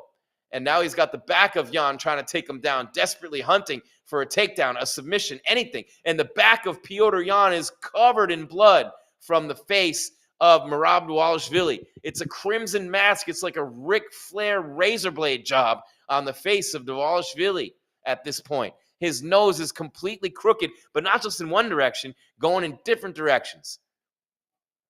And he's still relentlessly attacking for takedowns and everything else, but Petr Yan now has him up against the fence. He might be looking for a double leg of his own, but thought better of it. Yeah, you don't want to go to the ground with this dude, man. You want your belt back. Petr Yan, who has not worn UFC gold around his waist, real UFC gold, since he walked to the octagon to face Aljamain Sterling on March 6th of 2021, had the interim belt after beating Corey Sandhagen after that, but then lost to Aljamain again. And Dana would have given anybody an interim belt. Get Aljamain out of there. Let's be real. But Yan has not been a UFC champion, a legit UFC champion, since he walked to the octagon on March 6, 2021. Last time he left with the belt against Jose Aldo, TKO, July of 2020. And now he's got Merab's back, and he's throwing knees at him and elbows, and Merab is literally a bloody mess. His face is completely unrecognizable. There's blood everywhere. It's worse than Cejudo's was earlier. Petr Yan breathing heavy. 1:10 left to finish the job. He is going to be the new champion at bantamweight. There'd have to be a rematch after this. There'd have to be. I don't see how there wouldn't be, as dominant as Merab's been. But regardless, there'll be a rematch because Sean O'Malley's waiting in the wings, and you know he's going to call him out right away. Umar Nurmagomedov fights Figueiredo coming up next. So it could be Yan and O'Malley, that rematch that Petr Yan has wanted forever. Petr Yan, significant strikes. Dvalishvili has landed more in every round but one, which is absurd to me. The percentages are so much higher for Yan. I don't see how the percentages come into play, obviously, but I mean, looking at the number of punches that Merab throws and has landed, he's clearly taken way more damage. There's 20 seconds left in the fight. There's no way Merab wins this fight. Petr Yan looking to finish the job. He may be outlanded, but he wants to take him down to add insult to injury, which he does. A double leg and dumps him down, and maybe if there was any doubt in somebody's crazy mind, that just erased it. 3, 2, 1, and Petr Yan with the performance of a lifetime. The performance of a lifetime for Petr Yan. Wow. What an absolute dominant performance by Yan, coming out there. And Merab went right over to Dana. What did Merab run right over to Dana for? And now he's crouched down talking to Dana. Octagon side shaking his hand. I don't know what that's all about. Hunter Campbell shaking his hand. What is the deal there? I don't know. But Petr Yan just outstriking, demolishing Dvalishvili. I mean, I looked at the numbers a moment ago when they put them up, and they showed that Merab had landed more significant strikes in each of the rounds except one, but the percentage of connectivity, not even close. The takedown defense of Yan almost eliminating the takedown and wrestling and ground game of Dvalishvili. He did get caught in that one guillotine. Merab was unable to finish it, but Merab's nose is going in 14 directions. There's blood coming from here, from here, from here. he's just a bloody mess. Petr Yan's boxing was next level tonight. He used it to get back in for takedowns. He scored more takedowns, I think, in the fight than Merab did. It's close, but it's interesting. Yan picking him up and slamming him a couple times, burying kicks in the midsection. Brilliant performance by Yan. The takedown defense was absolutely impeccable tonight. And another knee to the midsection and another big right hand. I don't see any way that Merab, look, the big favorite coming in at minus 380 to win outright. Yan was plus 305. Going into the last round, he was minus 600 and change. And just Merab Dvalishvili just got I'm just going to say it. He got the shit beat out of him tonight. He literally just got the shit kicked out of him. And it just goes to show how great these fighters are. What a performance by Petr Yan. He's easily making $50K tonight. What a performance. This is one of the greatest title fight performances against one of the greatest champions that I've ever seen. This is going to go down in the annals of history as one of the greatest performances in a title fight. It reminds you, reminiscent in a way, of Glover Teixeira coming back, taking the circuitous route to get that light heavyweight title after all that time, right? Winning it later in his career. But for Yan to keep working his way back after losing it the way he did, giving it away to Aljo and never getting it back, and losing 3 in a row and 4 out of 5, and just finding different ways to lose those close fights and being screwed by judges. And now it's in the hands of these judges. 49-46, 49-46, and 48-47. It has to be Petr Yan. If he gets screwed again, new.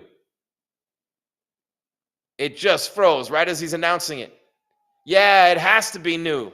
Thank you. Man, this guy's been killed by the judges so many times, but not tonight. Petr Yan, 2 49-46s and a 48-47. Shows you how great Merab is to be dominated the way he was and still have one judge score at 48-47. But to come back, again, I'm going to mention this again. This dude was on top of the world, March of 2021. The illegal knee when Aljo's down.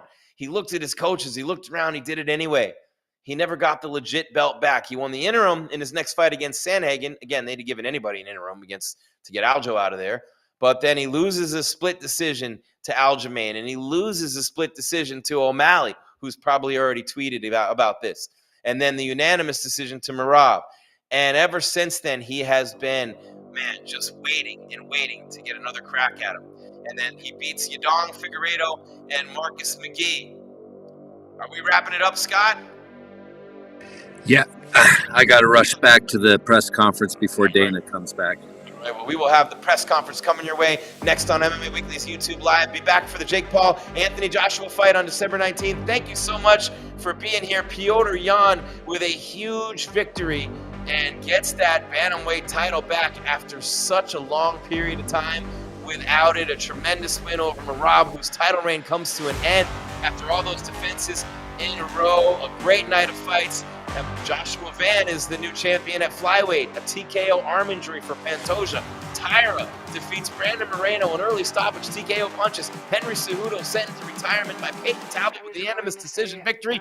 And Jan Blachowicz and Bogdan Guskov with a majority draw. That's it for UFC 323 on MMA Weekly tonight. Thank you so much for being here as always. And remember, keep coming back to the largest independently owned MMA website in the world, MMA Weekly. We get in the millions for every pay-per-view. We love you. We thank you so much for being here. Like, subscribe, hit the bell, watch the press conference next, and we will soon be back with another Fight Night Live on MMA Weekly. Until then, Jim Grease, call me Grease, at Jim Grease _ on social media, reminding you to always keep your game tight and your mind right, baby, and keep watching MMA Weekly. Enjoy the rest of your weekend.